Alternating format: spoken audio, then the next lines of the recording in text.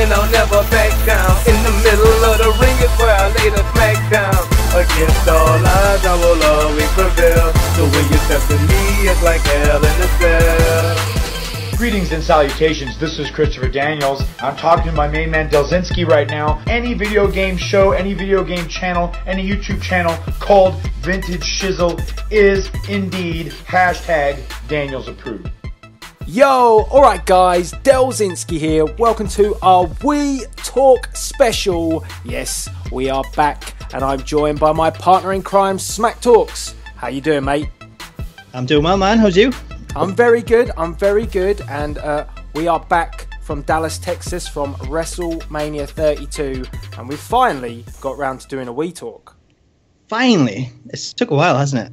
It has, and it's not just us that are on the show today. We've got some special guests. You guys enjoyed the Christmas special so much that we have brought back the Brodos boys. How you doing, lads?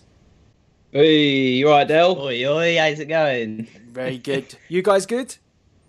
Yeah, very good. Oi, we answered at the same time. Yes, twin telepathy there. Yep. Are you going to try that the whole show? We'll give it a go. Oh, we nearly did it again. We was close. Yeah. We could give it a go. It's going to be quite hard. I just got to think, what's your brain thinking? And then we could go from there. Well, if you was truly my twin, you'd be able to know that straight away. But we're not twins, are No. we? So there's no twin telepathy. We've just made it up. It's not going to work. We'll just go with our different opinions on the on the show today. Right, and our last guest, we have to welcome him back. You know, last time he did the theme for the show. J-Man, how's it going? Hello, can you hear me? Oh no, not this again. Hello? Oh no, I'm fine. Hey everybody, We Talk Nation. Hey. You sound a little bit like an alien. All your voice is going all over the place. Oh no. Well, that's not good. Oh no. Oh no. Right, anyway, we are going to be talking about WrestleMania. We've got so much to cover on this show because obviously we've been away. Trying to make the time to do the show as well has been kind of difficult. But we're finally here. We've finally done it. WrestleMania 32. First and foremost, what is that? I don't know what that is. All I can hear is this little noise. But WrestleMania 32, we were there, so we're kind of biased that we really enjoyed the show when we went out there. But from watching it on the TV, Except the end. Well, it's at the end. But I mean, being there at the spectacle at AT&T Stadium and stuff kind of made it a little bit easier to take those issues that we got. It did. It wasn't too bad, was it? No. But what I wanted to know from Brodos and the J-Man is, I want to try and get an idea of what did it feel like on TV as an entire pay-per-view, because it was a long ass pay-per-view. I mean, with the pre-show and everything, what it was like several hours of wrestling. I mean, is that too much? I think it was 7 in total, wasn't it? Yeah, because the pre-show started at 10. Yeah, nearly 7, because the pre-show you had 2 hours and then almost 5 hours for the actual main show. So, like, is that a bit too much, or did you thoroughly enjoy the whole event? Well, actually, we kind of changed opinions because when we was watching it, It was alright. All right, Jay, just say that.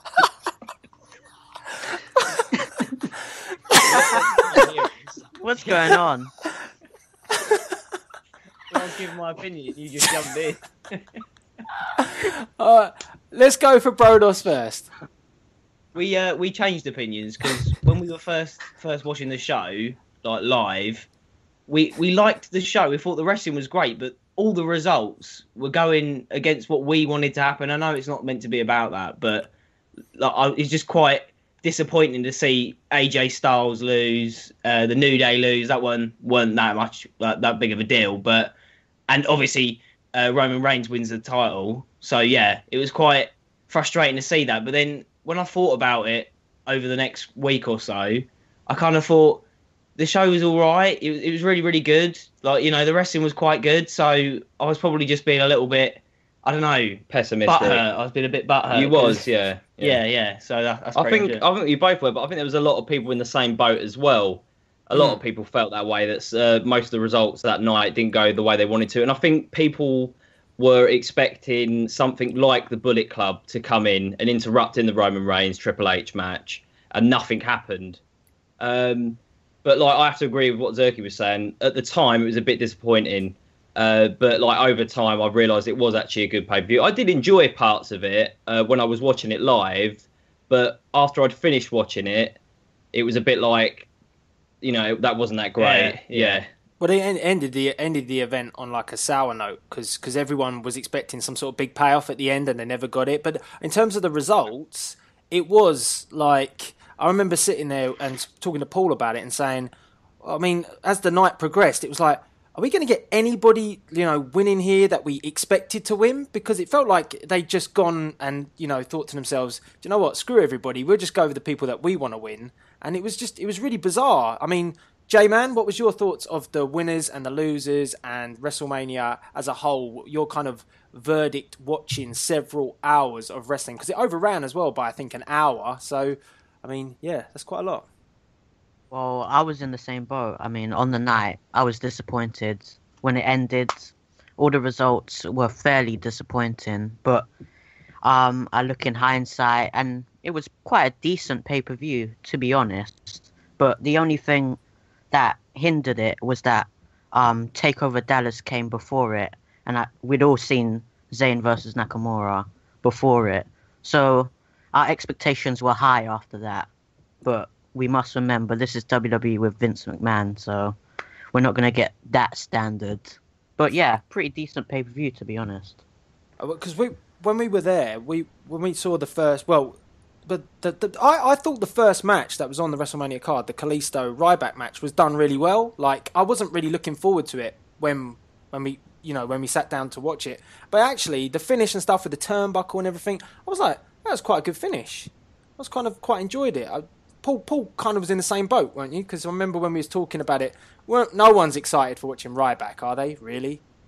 No one's ever excited to watch Ryback. I think when we were talking about it, was the finish with the turnbuckle where it come off? Yeah, he dropped him into it. Yeah. Because I remember saying to you, was that supposed to happen? Was that supposed to come off? Like, I thought the way it played out, it was pretty well. Like, usually when they take the turnbuckle off, it's so obvious. But I don't know if it was just us watching it live or if it come across differently on TV. But it seemed to come across really well. I liked the finish to it. It was a decent match. Like, as far as Ryback matches go, I didn't have any complaints, except Ryback was in it. Did they have trouble getting people in the stadium? Yeah, well... They did beforehand. It was like, it was rammed outside, and we didn't really know at the time why. But it sounded like, once it started going, they had problems with the Wi-Fi, so they couldn't scan tickets or something like that. So that just meant this massive pile-up outside, and that obviously, I think, had impacts on the show as well. So, yeah, because I was going to say, I don't think they positioned the United States match quite well on the card, because not even half the amount of people in the arena that would have been there were there to watch it. Yeah, it was pretty empty when the match was on, because I took a picture of it, and the Wi-Fi was that bad, I didn't get to tweet it, but I was going to tweet out. I didn't know if I was at Bound for Glory or WrestleMania, because it looked that bad. It was so empty when the pre-show was on. And it was a United States Championship match as well. You know what I mean? I know they're not the two. Well, I mean, Kalisto's good, but I know it's Ryback, but still, it's for the United States Championship. You'd think they'd position it a little bit higher up the card.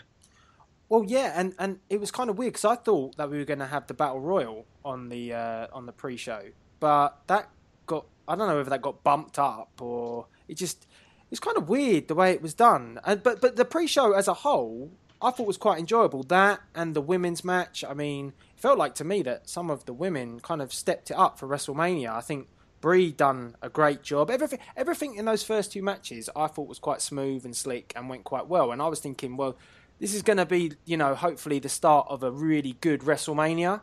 But then, as well, what you're saying about the pre-show as well, saying, the fact that we had the United States Championship, we also had Brie technically retire on the pre-show. That's kind of a big deal. Yeah, they didn't really mention anything about it, though, did they? No, but we didn't even know. We were sitting there, and then I think someone told us it was Brie's retirement match. I was like, is it? Really?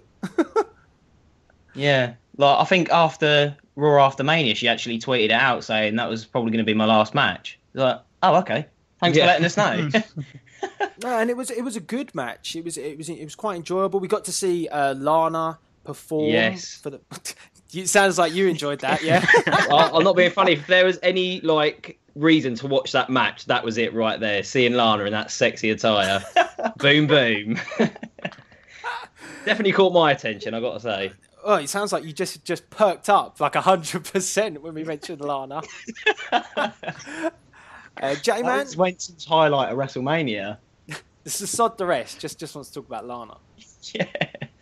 What about J-Man? What did you think of of Bree's retirement? And I thought that everybody in that match, including Eva Marie, performed pretty damn well. Like, there didn't look like there was any awkwardness, any dodginess.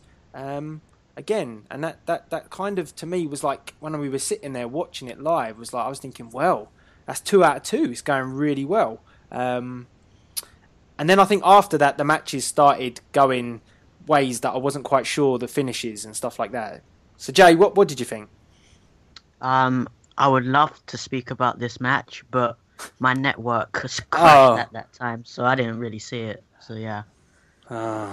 It's funny you should say that, Jay, because we had problems all night with our network as well, and it weren't our Wi-Fi connection. It was actually just the fact that WWE Network kept crashing all the time, so we had to set up 2 computers. We had a TV on with WrestleMania on, and we had our Mac on as well with WrestleMania on, just in case one cut out, which it did like 7 times, and it was like at important moments in matches as well. I can't believe it happened. The Shane O'Mac match, we had to watch. It cut out. No, it wasn't match. It was no. Luckily enough, it wasn't Shane O'Mac. It was Ambrose versus Lesnar, which I was really looking forward to, but it turned out to be a bit of a average match, if anything. Really.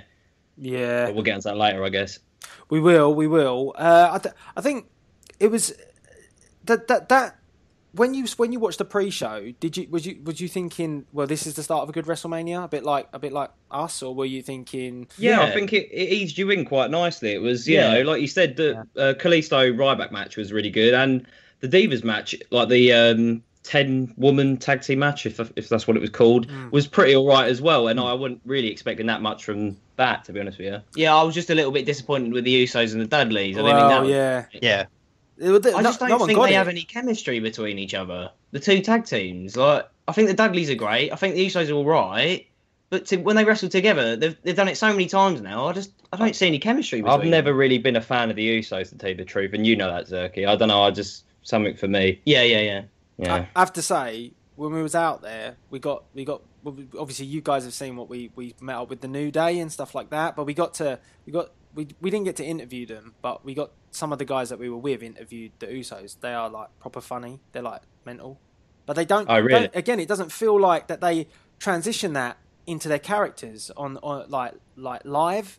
Don't you think? Well, they're really dumbed down when you get them on TV, but it's the same for the New Day, because me and you seeing them backstage and how they act, like, they're so much funnier in person. Like, when it comes to TV, everything being written for them, it's like they kind of be themselves, and I think the Usos are probably the same kind of thing, so we don't really get to see their full personality on TV, and I think if you did, it'd be so much better.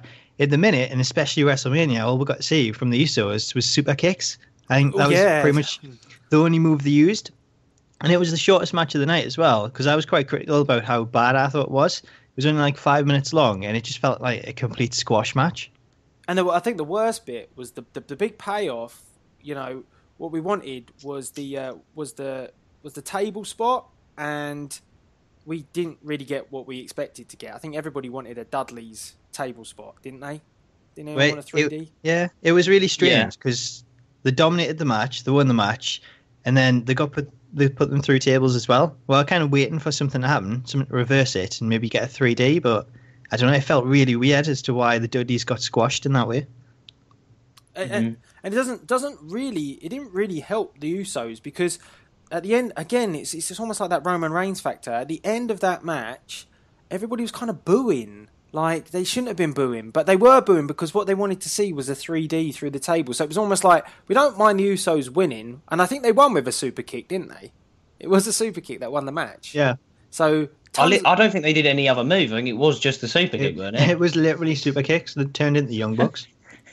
Yeah, I mean, we wanted something to sort of reverse that, and they did it. And then they did the splashes through the tables, and again, I think the crowd booed. So, Yeah, Jay, you got any opinions on this one?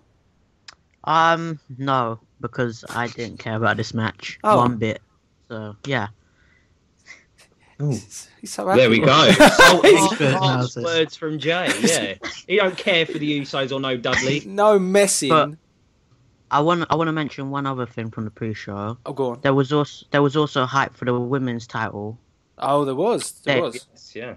and one thing they botched was before she mentioned it on my network, Vince McMahon tweeted it out on Twitter. So it's like, all right, I don't get to see Lita say it. I get to see Vince tweet it out. Did that Like, literally, Did that upset you? Did it ruin yeah, WrestleMania? kind of, yeah. It ruined that for me, yeah. And that was the first thing as well, so that was it for you. You're proper fucked. Yeah, no that's wonder me. you're so really salty about that, yeah? Yeah. I Did don't you like tweet it. Vince? Nah, man. Like, he doesn't read his tweets. How'd you know unfortunately. that? I just know, innit? Well, don't be too sour because we've got loads of stuff to do. I think the Brodus guys. Can you give us a new day? Don't you dare be sour. Don't you dare be sour! Clap for your two-time champs and feel the power! It's a new day, yes it is. Dun, dun, dun, We need the kazoos. down. We need a kazoo. Why do we need kazoos? Because then we could do the... Wait, can I just bring something up quick? Oh, hello. What was that with Xavier Woods' trumpet or trombone? I never get it right. What is it? Is it Trombone. It's a trombone. Trombone. Right, okay. What was up with it on Raw after Mania? What do you mean? Why was it so small? I never noticed. Really? I didn't realise. Yeah. That's for how some much reason. attention to detail that me and Zerky, like, you know, watch Raw and any sort of pay-per-view. We actually notice little things like that. Yeah, exactly. And I just didn't get it because at WrestleMania it was a long trombone. The size of Xavier Woods' trombone is something that concerns you, yeah? Yeah, it is. Really I see. concerns me because on Raw it was then It was huge. squashed. It's like it'd been through the washing machine. Fucking hell, mate. That's so irrelevant. Why you brought that up? Because we were talking about New Day, so I thought I'd bring it up. Has anyone else, if any Wii talkers via the comment section noticed the size of Xavier Woods' trombone being huge and then shrinking on Raw, then let us know via the comment And section. then growing back to its normal size the next Raw. That's Zerky that had that question, by the way. I just want to make sure everyone knows that. It's not me. I wasn't bothered about Xavier Woods' trombone. I was quite bothered. Maybe he was just really happy because it was WrestleMania. Mm. And then he was deflated when it was Raw after Mania. Yeah. I mean, Limp. we did get a huge size, a huge box of Bootios, didn't we? So, like the biggest That's size. right, yeah. Maybe that was it. Has that cheered you up though, Jay? You know, the Don't You Dare Be Sour, clap, feel the power. Well, no, the trombone talk really cheered me up. I gotta say. You don't sound very cheered up. Yay, I am cheered up. Yay.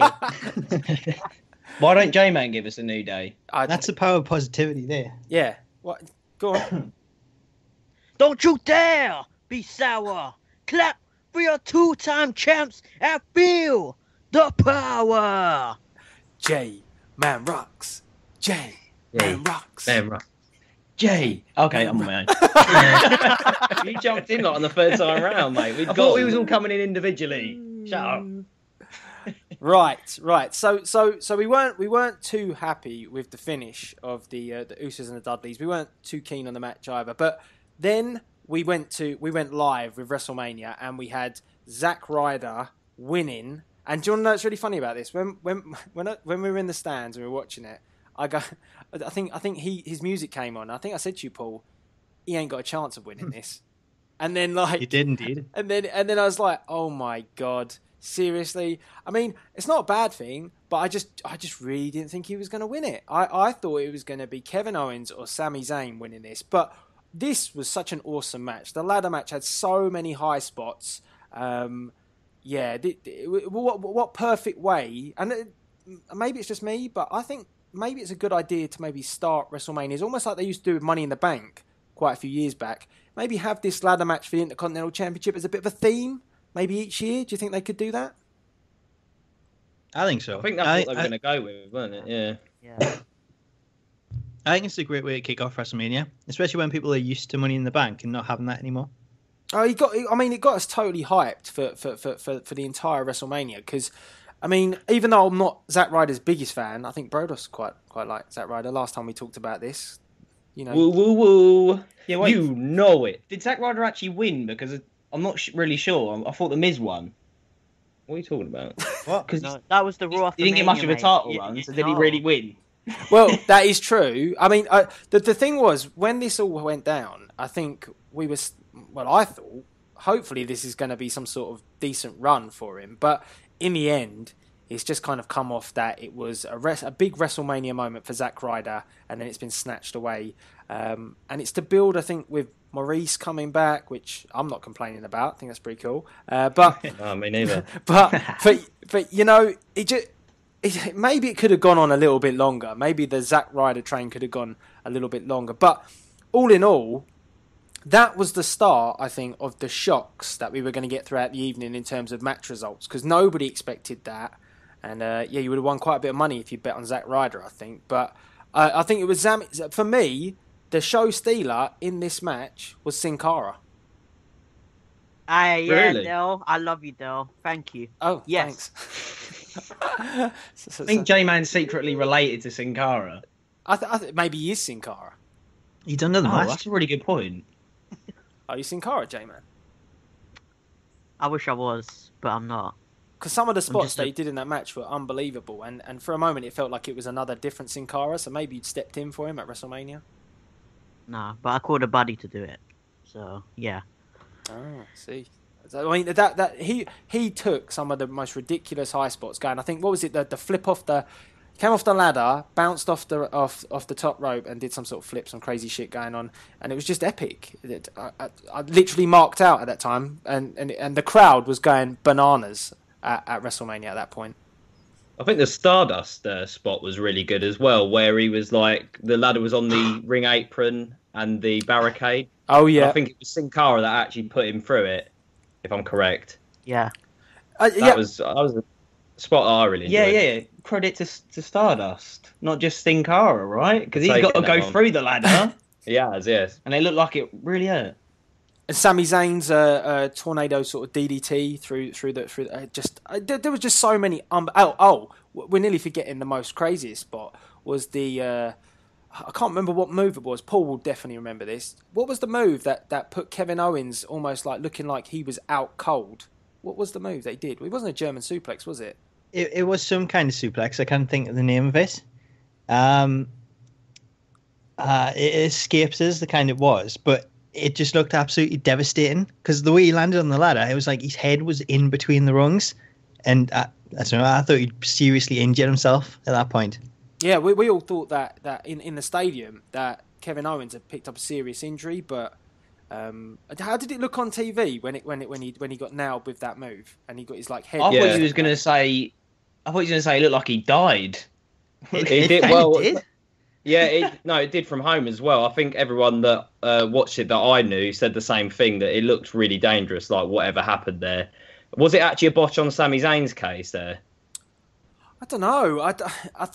I think he's supposed to land like that, but I think that the snap was so close to the back of the neck. It was almost like as well on Raw this week when Cesaro went to do the Hurricane Rana from the pop-up powerbomb, and he nearly landed on the back of his neck as well. So, I mean, it's just a real fine line with some of the moves that people are pulling off at the moment. It's just, I don't know. Everyone seems to be wanting to step it up a gear, which is good. But, that move... That's great. ...looked pretty damn It's all dangerous. Fun and games until someone breaks their neck. Whereas, don't try this at home. That's probably. They haven't been telling us that recently. yeah, they haven't, have they? They kind of stopped. No, I've noticed that there is literally no promo or little message thing saying, "Don't try this at home." I'm really starting to consider trying it at home. They need to remind me. Yeah. Well, J-Man is Sin Cara, so if you wanna have a tune-up match, then get it on. Yeah, you up for that, Joe? Yeah, I'm up for that. Come to London, yeah? Nah, I'm alright then. So everybody enjoyed the ladder match for the Intercontinental Championship. I think it was possibly one of the best matches of the night. It's definitely up there. Yeah, I think it probably definitely was the best match of the night. It's definitely my favourite of the night. Yeah. There you go. Yeah.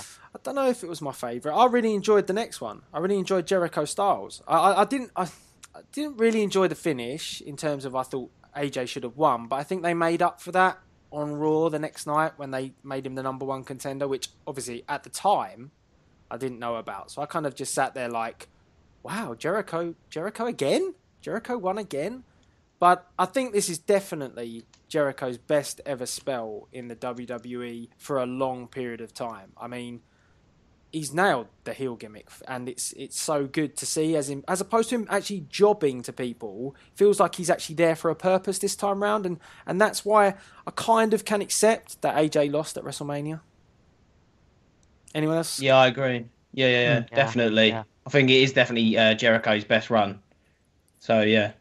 No, it's been good to see. But at the time in the stadium, I was just kind of shocked by it. To be honest, I did not expect AJ to lose that match. I thought that if out of a lot of the matches on the card, bar probably Roman Reigns winning, I thought that AJ would definitely get that nod. But he didn't. But that's what it felt like the whole night. It felt like Vince was probably sticking a finger up at everybody, saying, "You all think you can predict things, and you're definitely not going to predict this WrestleMania." That's exactly it, though, isn't it? It goes back to like what we were saying earlier, that every single match we thought we'd sort of predicted it, and like you said, it was almost like Vince was giving us the middle finger, saying "fuck you, you're not having that result." There you go. Is that a bad thing though? Is it because we always talk about predictability? Is it like, does it not? Maybe, just maybe, is that not a good thing that they're trying to give us unpredictable outcomes, like with Zack Ryder, like Jericho going over? I know it's not always the fans' favourite thing to happen, but. I think sometimes it is good to have that predictability because, especially for WrestleMania. Yeah, WrestleMania 31, we all predicted Seth Rollins to cash in, right? I don't know. I predicted him to cash in. I thought he was going to do it. It was in the back of your mind, but it was in the back of my mind, exactly. So it was sort of there as a prediction in the back of my mind. It weren't a big one, but it's just there. You know what I mean? Yes. Well, but because it was there when it happened, you know, I marked out. It was brilliant. I loved it. I think because there's always that little bit of doubt that they might not do it. No, there wasn't, was there?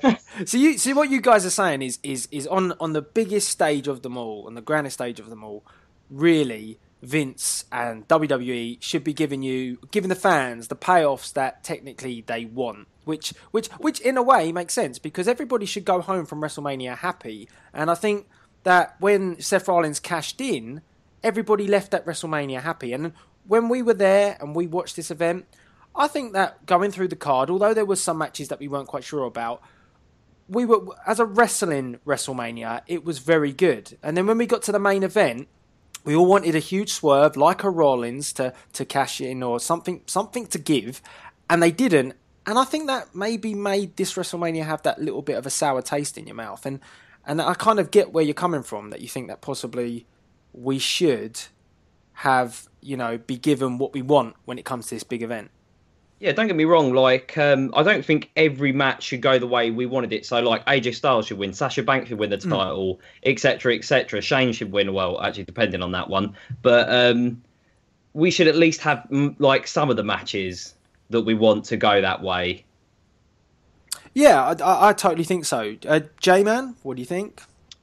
I think predictability is a good thing, especially Seth Rollins cashing in, because last year we in the back of our minds we all knew Rollins was probably going to cash in, but we didn't know how he was going to cash in, and it was such a shock last WrestleMania that he cashed in during the match. We've never seen that before. No one's ever cashed in during the match, so that's a good thing. Predictability can be a good thing, but it just depends how you play things, really. I mean, if the ending's rubbish, then sour taste. But if the ending's good, it's gonna be good. I don't think it's more of a case of predictability. It's more of like, this is what the fans want, and it's like, and there's always going to be that sort of self-doubt in the back of our minds, like, oh, it probably won't happen. But then when it does happen, it's like bonerific, basically. And that's what the Seth Rollins thing goes back to at 31. It was like Zerky was saying he said he predicted it, but he didn't really. He just had it in the back of his mind. He really wanted it to happen. We all did. And when it did pay off, it was fantastic. But there was always that self-doubt that they probably won't do it.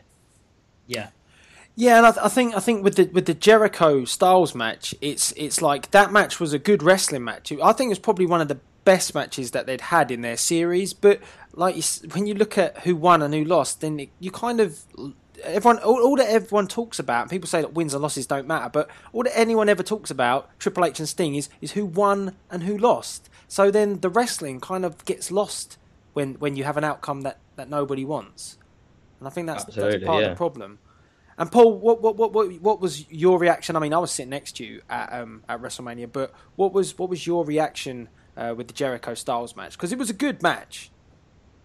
I didn't mind it, to be honest. I thought it was a really good match. And like you sitting next to us, you were quite adamant, Styles should have won, gone over. But it wasn't a case like these other ones where, they come in, they get a win, and then it's drawn level and someone overtakes another. This kind of tied it to a piece, I think it was. So it wasn't like one was better than another. And I think when we look at the long-term situation and the way that they went on Raw and Styles become the number one contender, it gave Jericho something by giving him that win, kind of giving it back after he put over Fandango. Styles has got so many WrestleManias in the future that you can easily pick up WrestleMania moments on. It's not going to be like a one-time thing like Sting. I think the way that went, it was pretty well. I thought it was a great match. It had a great finish. And to me, that outcome really didn't matter too much.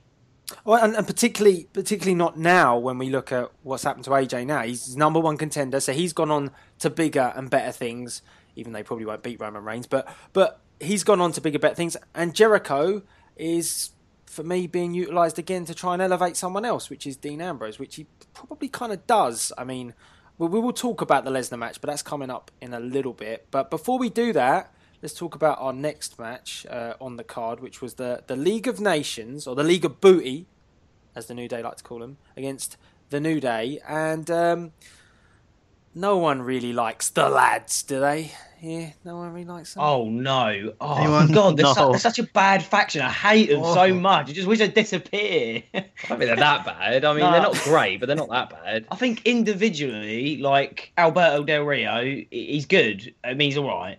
But Rusev I really like, and Sheamus I really like in the ring. But when you put them all together, I don't think it works. You know what I mean? Did anyone not like Rusev's line? I think, was it this week or the week before? Where he said to Roman Reigns that he's much better looking than Roman Reigns. Where has this personality come from Rusev? I've never heard this before. He's better looking. Is he? You're not doubting that, are you? I can't question a Rusev face. I mean, he has had some beauties over the last year. So, plus Lana loves it as well. So must be doing something. Yeah. Right. But I mean, the match was a weird one, and again, the result was even weirder because, I mean, I think we all thought that the New Day would win, but again, the way the match played out was to serve a purpose for a big WrestleMania moment, and it was a pretty epic WrestleMania moment, wasn't it, Paul? Where's he gone? It was an awesome, epic moment. Fire away. What was the question? He's not even listening. He's probably sitting there playing some games back there. No, I was researching something. Oh, was you? What was you researching? But you were talking about Rusev, and I muted the mic, so I was typing. Because all I could think of when I thought of Rusev was when we were at Raw, and we kept seeing that trailer for, I think it's called Countdown. Oh, yeah. And we're seeing Rusev with a gun. That's the only thing I'm interested in when it comes to Rusev. Like, the match itself, the League of Nations. Man, I didn't go to WrestleMania for that. We must have Why seen was that. Rusev... Why does Rusev have a gun and wearing his wrestling gear? Is that the one with Dolph? Is that the one with Dolph Ziggler trying to hunt someone down? Or am I getting It is. Is it is, yeah? It He is. gets Rusev there, and I'm sure he super kicks him. Like, I was just checking because I need to see that movie. It looked so good when we seen the trailer. Not for any, real reasons, but just the fact of Rusev with a gun, I thought it was hilarious. And Dolph Ziggler's like the cop trying to catch him. It just sounds like a masterpiece already. It's definitely a And you've WWE got show. Kane. Oh, Kane's in it as well. Kane's isn't he like Dolph Ziggler's boss or something like that? It is. There's Getting the two of them. There's someone else in there as well. But it's like a live event for WWE, and this is like them running around backstage, trying to find some terrorists or something. It just sounds hilariously bad, but hilariously good. What is the name of the movie? What's it called? Countdown from Mark and Find.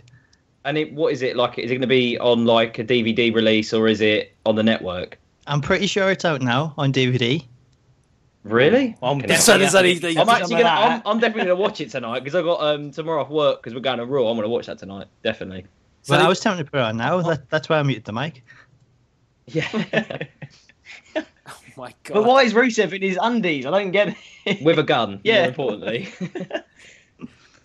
That's just something you'll have to find out. We can't give away everything.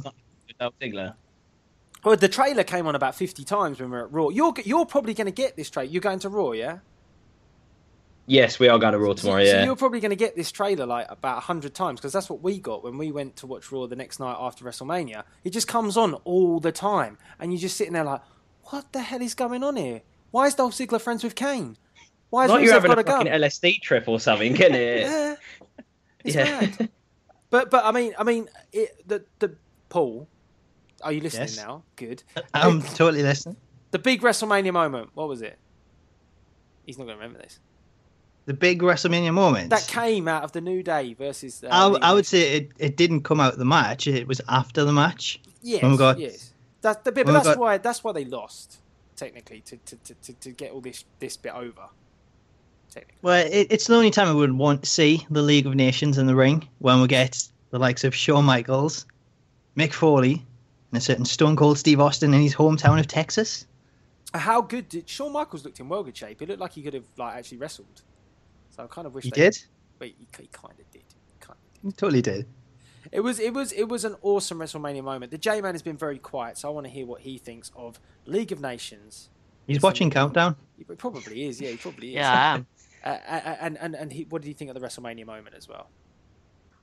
For the League of Nations versus New Day, I think it was a bit underwhelming because originally it was advertised as 4v3 handicap match, but then it just ended up being a 3-on-3 tag team match, and I just lost interest. But I gained interest from the big WrestleMania moment. I thought that was awesome, and yeah, that's it from me. I'm kind of glad that we finally got a little bit of positiveness out of the J-Man from this We Talk so far, because it's felt like it's been few and far between. But we finally got a little bit. He's kind of lifted himself for the WrestleMania moment. Do you reckon we can get him any higher or not? I'm not sure. So I mean, how did that transition onto TV? Because I haven't watched WrestleMania back yet. And seen, when Austin, Michaels, and everyone come out. And in the stadium, you literally couldn't hear anything when Austin came out. It was so deafening. It was mental. On TV, did it transition across the same, or? Yeah, of course. I mean, to a certain extent. I mean, you're never going to have that atmosphere that you guys had there, and that must have been something really, really special. And I'm hoping to experience that, maybe sometime in the future when I go to WrestleMania. But on the TV, yeah, it was still like a big WrestleMania moment, and it was good. But it probably wasn't. It was nowhere near from what you guys were experiencing. I think it was Austin, to be honest. That was, everyone was kind of hyped for Michaels and Foley, but I don't know. Austin, if Austin's about, it just takes it, and obviously it was in Texas as well, but it just takes it to a whole different level. The Austin aura is just insane. As soon as that glass light breaks, yeah. Everyone goes crazy, don't they? Well, that's it. I mean, the roof has got a roof to it, but it literally blew it off. So it was mental. I thought that was a decent WrestleMania moment, like we had in previous years. We've seen, The Rock, Austin, Hogan, and everyone in the ring together. I thought that having this kind of action stuff, because there is a big debate about this at the moment. Like that WrestleMania moment, and much like the Rock's one later on, where he came out and he kind of wrestled 6 seconds and all. There's a lot of people that are getting the hump about that and saying that you're bringing legends back to belittle current day superstars. What are your guys' opinions on that? Or do you think that it's WrestleMania, we want those big WrestleMania moments, so it's a one-off, there you go? Or do you think, like what some people are saying, is you shouldn't allow you know, the legends to come back and then, you know, make someone technically kind of job to you on the night. I don't think people would be saying that if they got the results they wanted that night. It goes back to that thing again. I think people are just picking at WrestleMania for no reason. In my opinion, I fucking love moments like that. That's what WrestleMania is about, right?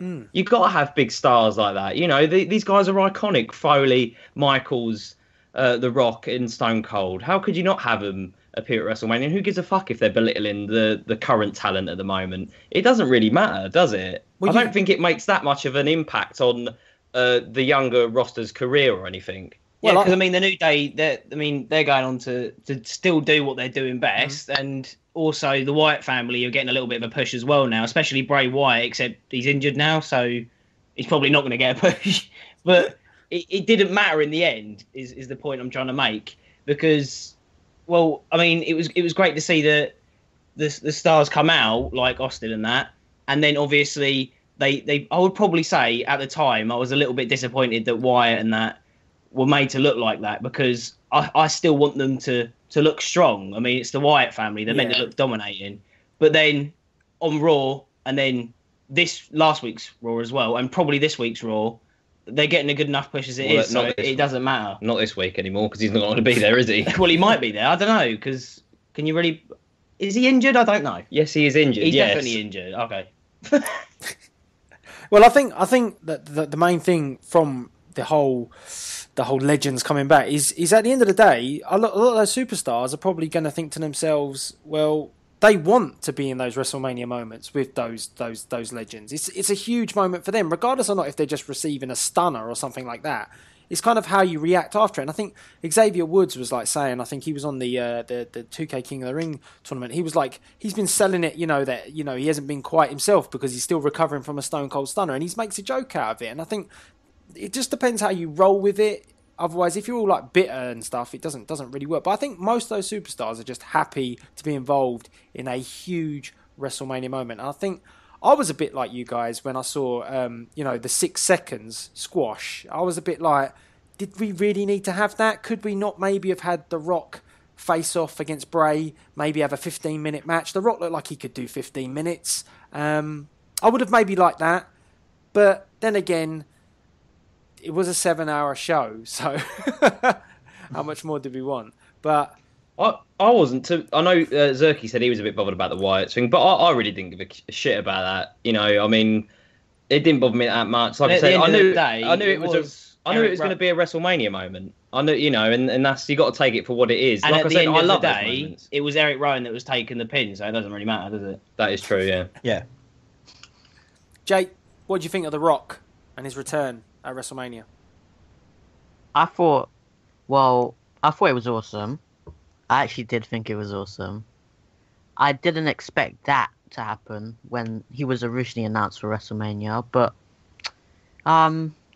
move on and forget. I mean, we won't forget Eric Rowan jobbing to The Rock in like the next year, so it doesn't really matter. It's a WrestleMania moment. It's what you need in a WrestleMania like these ones, so keep calm and carry on, I guess. And a big thing is that obviously Cesaro's picked up a few tips from The Rock, because the way The Rock whipped off those pants and he was ready to go is almost like the way Cesaro's whipping off his suit now. He's like a stripper, isn't he? He's a male stripper. Have you seen all those like gifs and memes and stuff where it's something like she's ready and waiting for him, and he's just like whips off his suit and he's ready. He's good to go. It's hilarious. But yeah, I mean, WrestleMania moments. What we saw, I think, Austin, Foley, Michaels, Rock. I mean, it's all absolutely awesome to see. And it's if we didn't get those moments, we'd all be complaining anyway, wouldn't we? So yeah, it'd be a bit bland if we didn't have those moments like that. Exactly. Wouldn't it? It's moments like that kind of make WrestleMania. When you think of it, those are the ones you think about. Absolutely, yeah. No, I agree, 100%. Well, we didn't expect, when we were sitting there watching it, we didn't expect all three of them to come out at that point. So we kind of knew that people were around, but when it happened, it was just like, oh wow, and it was like, oh wow, and then it just goes through the levels. It was just, it was epic. It was epic. But something that didn't was the next match, Brock Lesnar and Dean Ambrose. Didn't really go for any levels. Just kind of. No, I have to take kind of like credit on this one, because I did say in our predictions video, on the Broadcast Network that this would absolutely steal the night. Why would you take credit for it then? Well, I've got to admit, I've got to admit my mistake. I honestly thought this one would steal the show, but You're it gonna really own up. didn't. You're not going to take credit for it. Yeah, okay, I'm owning up. I made a mistake. This match was pretty much just an average match, really, weren't it? It really needed some blood. It really needed use of the weapons. I heard that they were trying, or they were going to actually do a chainsaw spot, like some sort of cutting on something, but after rehearsing it a couple of times, they just decided not to do it. Yeah, so maybe chopping off one of Brock's limbs. He probably needed to beat him, but I mean, they said that they were looking to do something, but it just never came out. But the trouble is they teased, you know, I know we weren't going to get the chainsaw, but they teased the chainsaw. They teased the barbed wire baseball bat, and they teased all these things, and we didn't even get to see a little bit of blood. We just saw, again, Dean Ambrose be the chairman of the WWE, launching chairs left, right, and centre, a few suplexes that missed it, and then one F5, just one measly F5 defeats Dean Ambrose. It's a lot like when, you know, CM Punk lost to The Rock to one people's elbow. I find it kind of crazy. Cena can kick out of like 100, but Dean Ambrose can kick out of one. No. And he's supposed to be the Iron Man, isn't he? Yeah, and it just... There should have been so much more to this match. There should have been so much more. It was a street fight. So I read online somewhere that apparently, and they came up with a good theory as well, that they reckon that there's some guy on the Squared Circle Reddit forum said that what he reckons it was WWE could see that Dean Ambrose was like gaining momentum and that he was getting over quite a lot. So they decided to sort of like almost like slow that down by having Lesnar defeat him with one F5. Really? And have this sort of pretty bland match. I mean, that was his theory. And don't you think it kind of makes sense? Why would they do that? Yeah. But why? Isn't that the objective? They want to... Well, I mean, I think what his point was, this guy, because it isn't me, it was some other guy, and he was saying Probably that... Yeah, it's me talking to third person, yeah. No, basically, they were saying that because they wanted to push Roman Reigns, they didn't want Dean Ambrose to like steal the spotlight, so to speak. Okay. Because I think a lot of people were expecting this match to steal the show. I think they tried everything to try and get Roman Reigns over that night, but none of it paid off, did it? No. Everything went to shit. He got the biggest boo in the arena. He got at least destroyed. Hall of Fame. Really bad. Hall of Fame the night before, right? He popped up for like 2 seconds to have an interview, literally like a couple of seconds, and the whole crowd at the Hall of Fame just booed him out the arena. It was like, I mean, you just had to be focused on for like 30 seconds, boos. Anytime, anything related to him, boos. It was just, you know, it was deafening. Unfortunately, nobody wanted him to win, or nobody really wanted to see him, to be honest. I mean, Paul can vouch for that if he's listening. I'm listening. No idea what you mean. I think it was just a case of, you know, every time he popped on screen, whether it was WrestleMania or Raw, the boos in the whole place, they took over the entire arena. And yeah, I don't know if it transitioned to TV, because I was told that they turned the mics down, especially at the end. And it was supposedly so obvious, because it was constant boos. It was like, we mentioned the reaction that Austin got and how loud that was. This was exactly the same, but obviously not as positive. And I think it must have just been Vince that was sitting there cheering, because there was no other cheers. You couldn't hear anything. There was no kind of positive reaction. They must have piped something through on TV. I really want to watch back WrestleMania just to see or experience the difference and see whether how much they dim the mics and all that sort of stuff, because I mean that's so annoying that they do that. I mean, at the end of the day, it's the crowd that are there, and that's the whole thing that gets everybody going, is all the reaction from the crowd. So it's kind of annoying that they keep ducking the volume and things. But I don't think even if Roman Reigns had won, not Roman Reigns, even if Dean Ambrose had won, nothing would have stopped the train of boos for Roman. It's no, but I think what this guy was trying to say was that they didn't want him to be like the next Daniel Bryan. Like, everyone wants this underdog to win the title. Win the what? Title. Oh, you didn't finish it off. I know. I don't know why. I stumbled on my words and I thought it would sort of come across like a Skype breakup, so I thought I'd get away with that one. I just went tight, and I was like, just leave it. Just don't even put L in the end. So I think we need to ask, obviously, the harsher critic of We Talk this week, the J-Man. What was your views on Brock Lesnar versus Dean Ambrose in a street fight? We all definitely expected more. We definitely expected more than we got. It's basically like Batman v Superman, really. But that's just me. Bang bang. Bang bang. Bang bang. Which one was Batman and which one was Superman, though? No, that was the whole movie. What? Very cryptic. Very cryptic. That match was basically just the whole movie. Underwhelming. So, I mean, I think the worst bit was I just think it was the 1F5. I kind of thought to myself that it would take, like, Ambrose would keep getting beaten down. He'd keep getting back up, and I was expecting him to be a bloody mess. I expected Lesnar to get busted open as well, to be honest, but yeah, it was... That's why I was disappointed, because I thought, he's going to kick out this 1F5, and then when he didn't kick out, I was like... That's it. Is that it? Yeah. I think that's everyone's reaction. It was a quick match as well. It was really fast. It didn't feel like there was any time in that match. It's when you think going into it. Our network cut out and we had to switch over to the Mac as well. So, do you think that was possibly something to do with time problems, because they maybe knew that they were going to overrun already? So they said, look, just don't make this one too much of a long match. I don't know. It'd be a bit disappointing if you were Brock or Dean, though, wouldn't it? You'd be like, really? WrestleMania? Yeah. You're going to stop my match? What was you going to say, Paul? What was you going to say? Well, I was just going to say, like, when the way it was booked, not only did we get the weapons and they weren't used, but we had Lesnar pretty much kill Ambrose to the point that he comes in half dead in an ambulance and crawls down the ring. And yet you can go through all of that, but one F5, and that's enough to take him out? Yeah, that's always the problem. And then you always look at, like, the way Cena was treated, and Cena can, like, power out of X, Y, and Z, and I don't know. It was just underwhelming. We I think we've all come to the conclusion we expected so much, but we got quite little. But something we didn't get quite little was the Charlotte Becky Lynch Sasha Banks match, because everyone seems to be saying that was the match of the night. A lot of people. I think I'd have to agree with that. Yeah, like we said, the Intercontinental match was one of the best matches of the night. But if anything could have topped it, probably this one. And it was really good triple threat. And it was awesome because obviously we had a new women's championship, something that everybody's been campaigning for. Really nice to see. What do you guys think of the belt? What do you think of the look of it? Not a fan.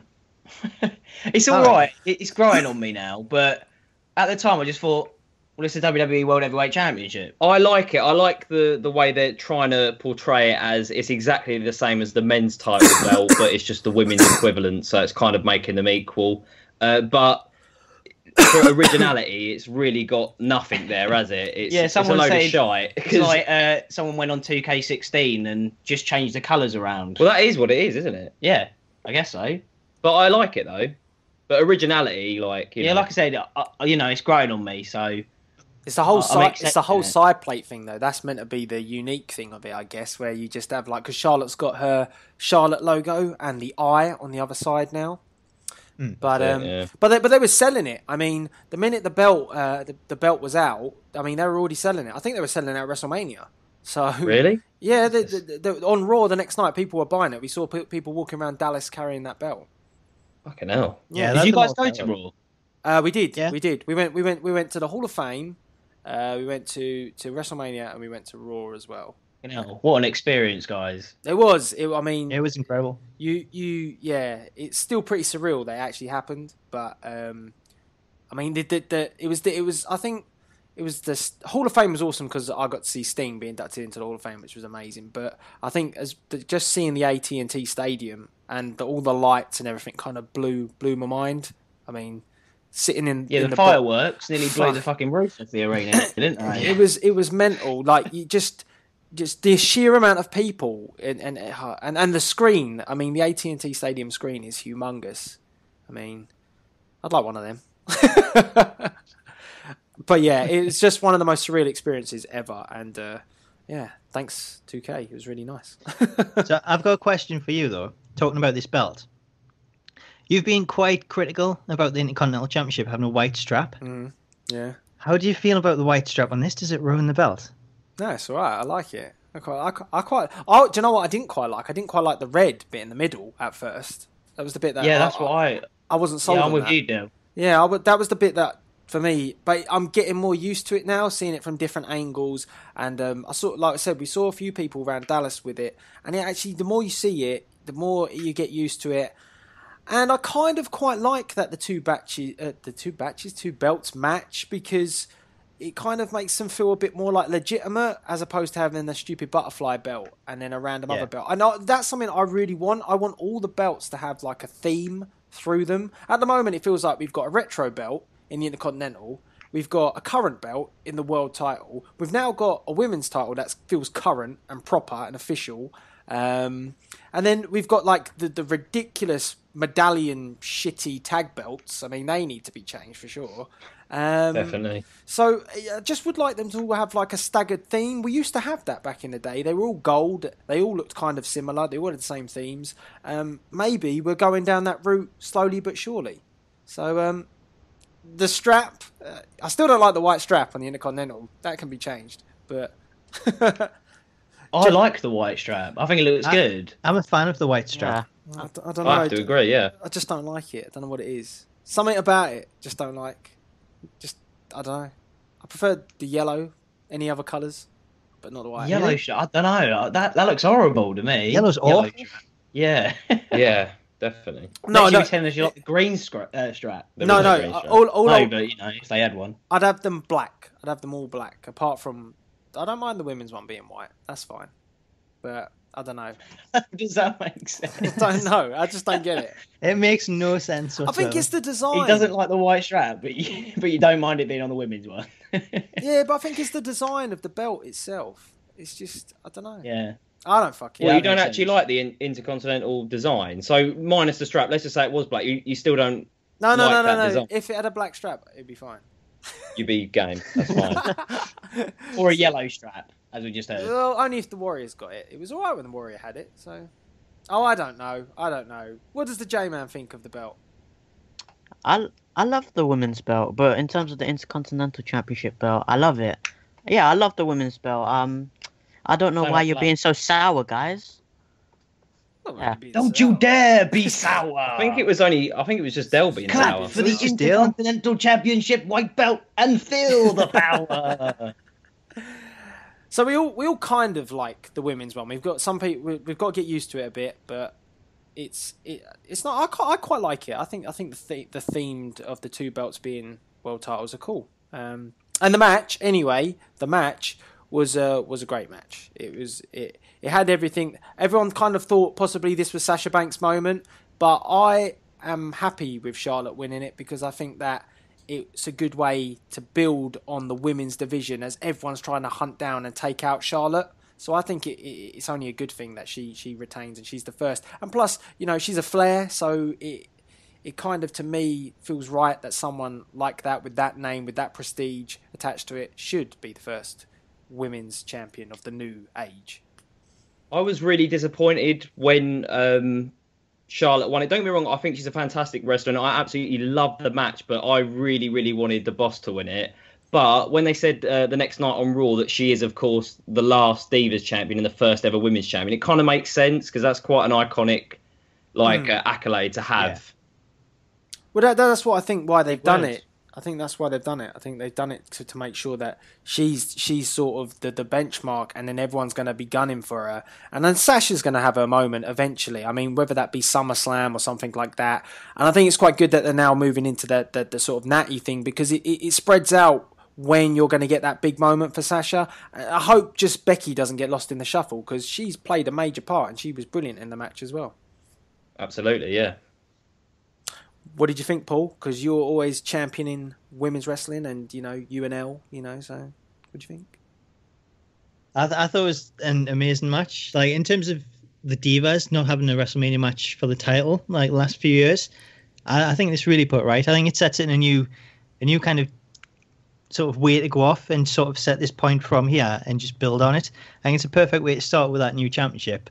And Charlotte being a Flair, I think it's a great name to, you know, kickstart that title as well. Having Becky in there, having Sasha, having Natalya now as well. I think it's just a really good time for the Divas division because the matches that we're getting are so much better. And even the divas that's already in there. You mentioned Brie before, how she's really stepped up in her WrestleMania match. I think it's bringing the best out of the rest of the divas that's on the current roster as well. So I think from here, we're just going to see better and better matches. I think it's the way to go. I think now we've got the title and it's equal with the World Heavyweight Championship. I think there'll even be a point where we'll maybe get that Divas main event match on one of the pay-per-views. Yeah. I just have to say this, Paul. I believe they're actually called women now, not divas. Yes, women. Isn't it? That's the correct. How dare you? How Paul? dare you Yeah, he's call them watched it. divas, Paul? I thought you'd learnt this by the women's title. I'm not well, man. I'm sick. That's my excuse. I see. You got that WrestleMania plane flu as well, yeah? I have. I've been struggling with that. You know, on the way out there.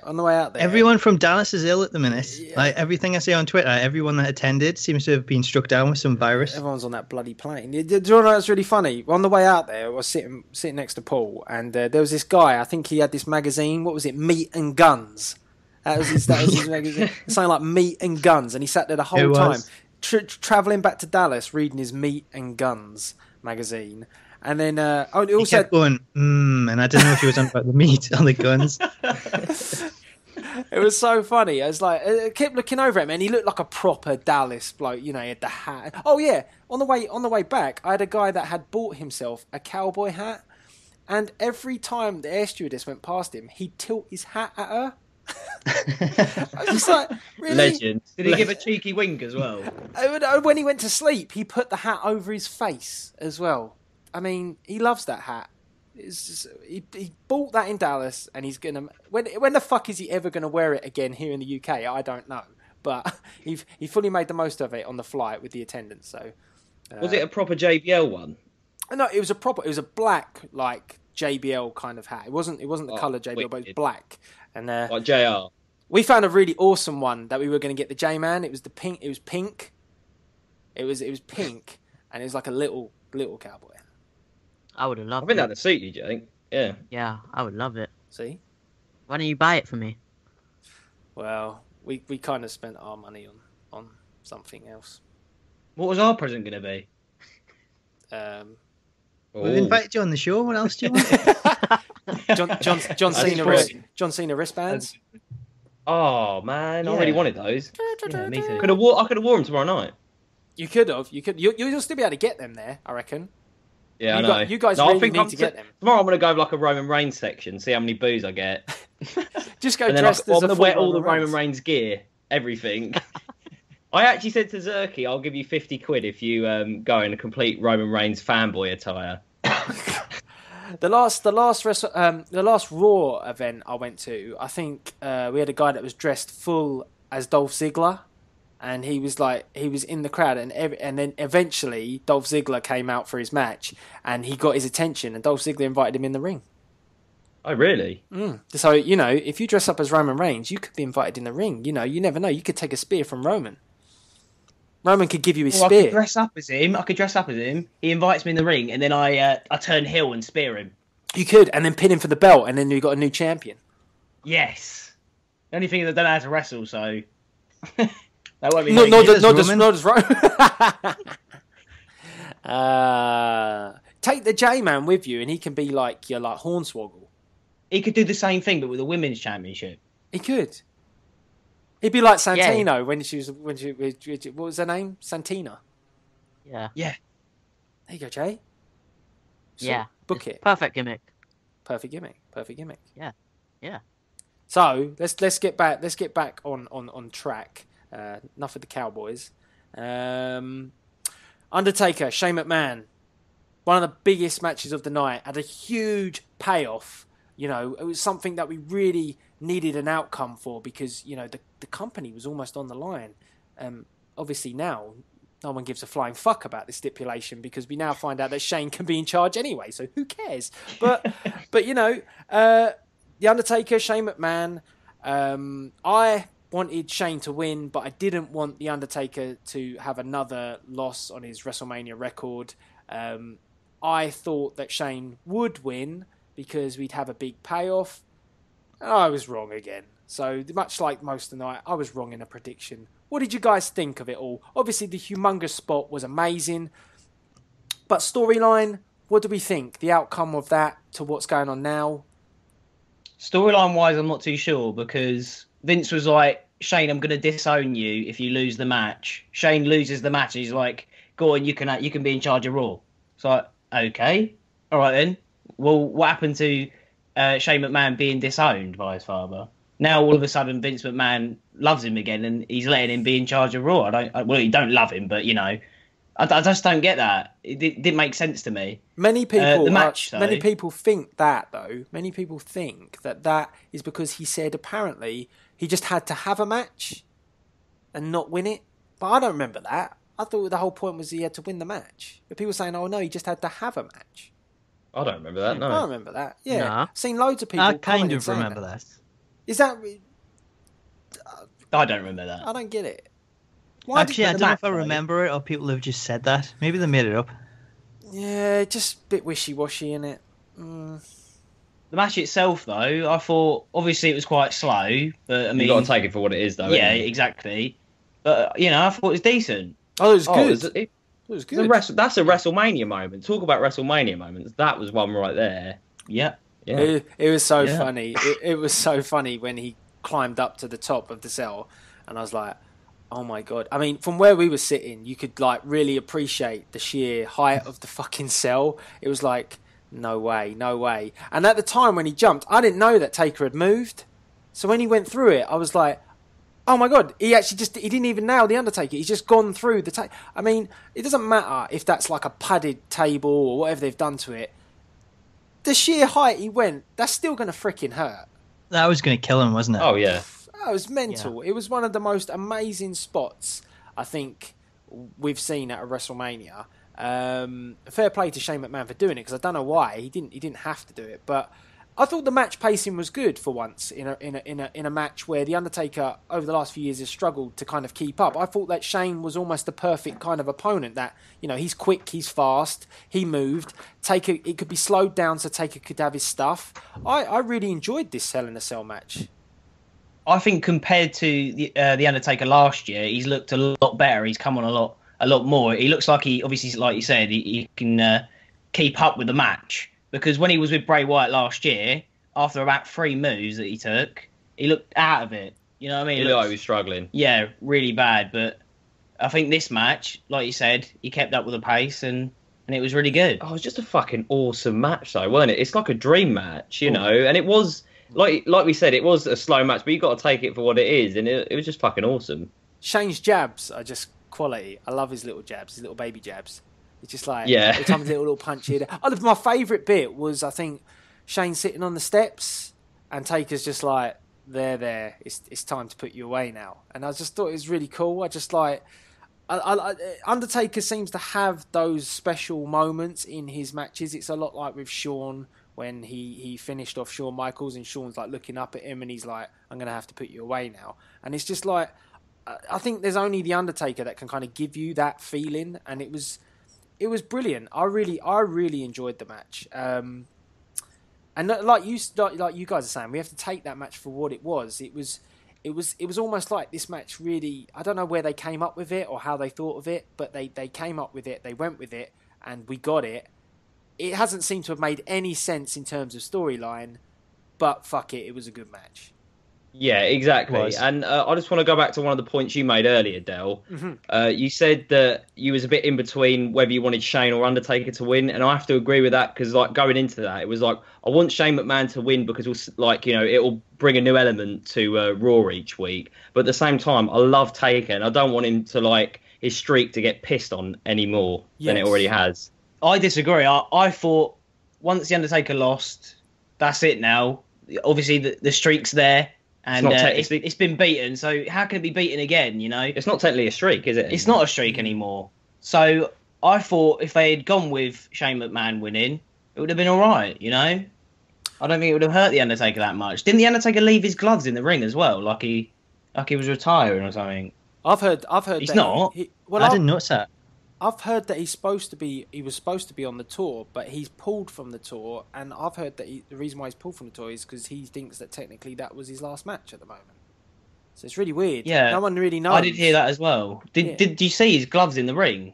Because apparently he left them in the ring. I'll have to check. I'll have to see because I don't remember that bit, but it may very well be the case.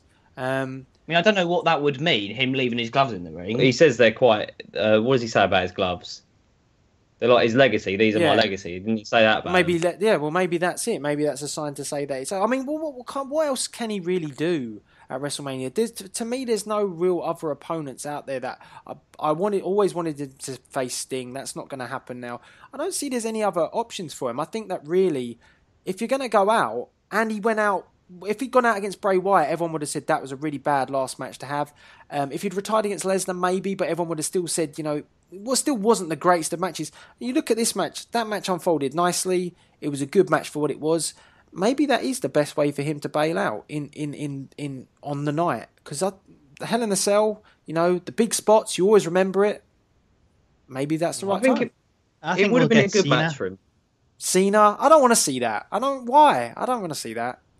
But surely, if you have Undertaker matches at WrestleMania, Cena's one big name that's been missed out. It is. And I think that's what was planned this year. And because of Cena's injury, that kind of forced Shane into it. Is that going to be a good match, though, to watch? I don't know. I know you could probably say, well, yeah, Cena's had those great matches with everybody. But I feel Taker's like a special type. You have to be a special way with Taker these days. I thought Taker looked good in terms of what the Brodus boys said. I thought, his hair and everything looked right. It didn't look like he was a half-assed Undertaker from previous years. So... But I don't want to see Cena. I don't want to see Cena. I think it'll be a good match. I think Cena's proved he can put on a decent match, and Undertaker obviously can. If he's got enough to go for another WrestleMania match, I think that's the big match that you market as being his final match. I think there's no one else that really lives up to that. We've already seen Triple H, Undertaker, so many other names. I would prefer to see him go out on a big occasion. Who wins? John Cena, obviously. Oh, God, no. And then you've got Cena and Lesnar. See who's better, because they both beat the Undertaker at WrestleMania. Nah, that's got to be the worst pitch I've ever heard, Paul. Let's just leave it as I'm not selling it very well, am I? Let's just let Lesnar conquer the streak and be done. We don't want Cena having his fingerprints all over that. He's had his fingerprints over a lot of history, but that's ruined it. So no more, more, John. Yeah, I wouldn't mind Shane McMahon winning, but John Cena. Nah, you're all right, thanks. I'm okay. What if I pitched it a different way though? What if I had some kind of, heel turn with Cena? Some Bullet Club-like group come in, decimate the Undertaker, make him retire. John Cena's the leader of the Bullet Club. No way! Yeah. That's what you want, man. It wouldn't be the Bullet Club, it'd be the C Nation. Yeah, C Nation. He screws over all the Bullet Club by renaming them the C Nation. I think you'll be shocked. Wouldn't when surprise the me. Club are revealed to have the leader as Roman Reigns, and they're actually called the Roman Empire. Oh God! Where have you come up with all this booking? That's legit. That's an inside source. Someone's been very quiet again. The J man. Yeah, I was just about to say, where is the J man? I mean, maybe it's because he wants to give us his harsh, critical, decision on the match between the Undertaker and Shane McMahon. What did you think? I like the match. It was a very ambiguous ending to it. Ambiguous. Yeah, because we didn't know what the future of Taker would be. But one advice I would give to Paul is that if you're gonna pitch a wrestling match with the Undertaker, don't do it at WrestleMania. Do it at a SummerSlam, and the opponent should be Finn Balor, not John Cena. Why? Why? Because he's the Demon. He's the closest thing to the Undertaker at the moment. Yeah, but Jay, why is he the Demon? Isn't Bray Wyatt closer? Nah. Yeah, but why? He jobs all the time. Thanks, Jay. No, Paul's got fire back now. Come on, this was just getting a bit interesting. This I just thought I'd just sit back and listen. Yeah. Well, between the two, I would say Bray Wyatt is more Undertaker-like with the factions as opposed to Balor. I don't get Undertaker Balor. You've got two fan favourites. How would that work? It's a dream match, and it'll put over a young star. Would it not? If he wins, would he win? Yeah, he probably would. Oh no, you can't. I mean, I absolutely love Balor. I'm a huge Balor.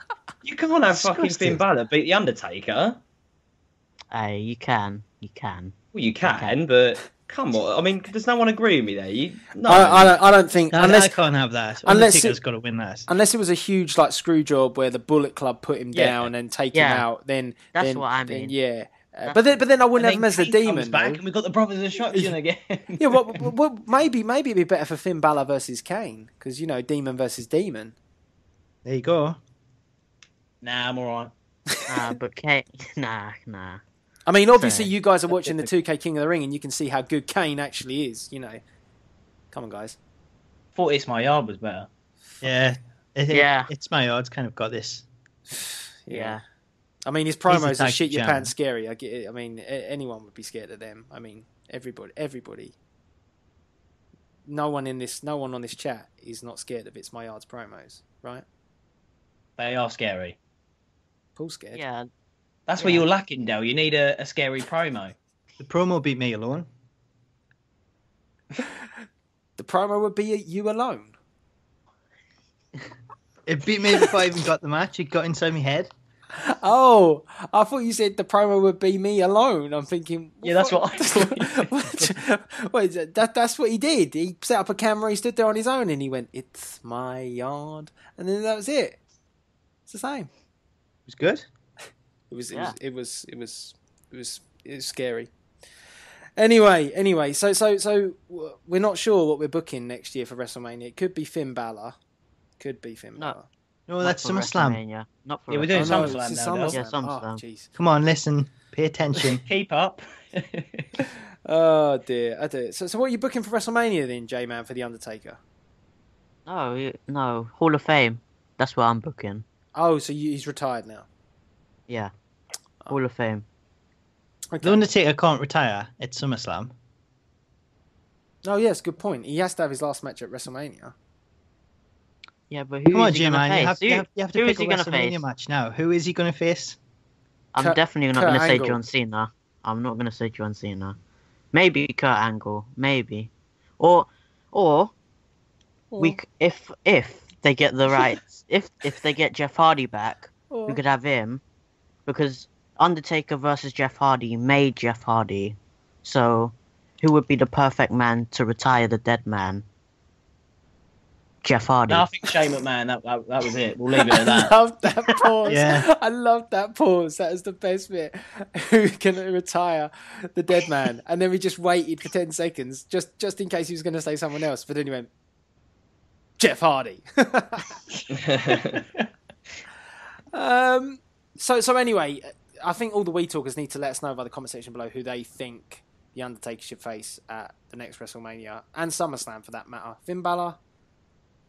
Anyone? I don't know. But we're going to move on. We're going to talk about the next match. We've got a couple more to go, and then we'll have a quick talk about Raw and what's going on in the future. But Baron Corbin winning the Andre the Giant Battle Royal, which was weird on the night, because when we were watching it, we didn't notice Corbin was even in it at first. So it was really kind of strange that I thought he might get his big entrance coming out, because some of the guys did get their entrance, but it was kind of weird. Like, Yeah, where did that come Shaq. from? He got an entrance. He fucking did, didn't he? Can you believe that? Shaq, the geezer that... Well, I mean, I don't even know who he is. He's a basketball player, isn't he? Or Shaquille was. O'Neal. Yeah. I don't know.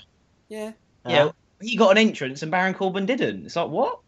Okay. Well, it was really weird because I was thinking, oh no, it's not going to be like these two facing off the whole thing, much like they've done in previous years where they have like Big Show dominate. But I mean, they kind of were going down that route, and then Corbin kind of stole it, and I'm really happy that Corbin's got it because when we were out there, a lot of people were like not sold on Baron Corbin. It's either like this is a bit like Marmite, you either love him or you hate him. And I like Baron Corbin. I think he's good. I think because people really dislike the character, and I think he's not the nicest of people backstage either. But that whole persona is just great for a heel. So him winning, I think he's going to go on to bigger and better things, and that's really what the Andre the Giant Memorial Battle Royal should be, to push someone instead of having like a Big Show win it, which ain't help. Did DDP or Tatanka even get an entrance? No, they didn't get an You entrance. could see him they in were there, in there, couldn't you? and we couldn't work out why the hell Tatanka was in it, because that would have been kind of cool to have him come out to that music, and they kind of lucked out on a lot of the entrances in the Battle Royal, which was kind of stupid. DDP He did get an entrance. He got one. Oh, did he? Yeah, he did. But Tatanka didn't.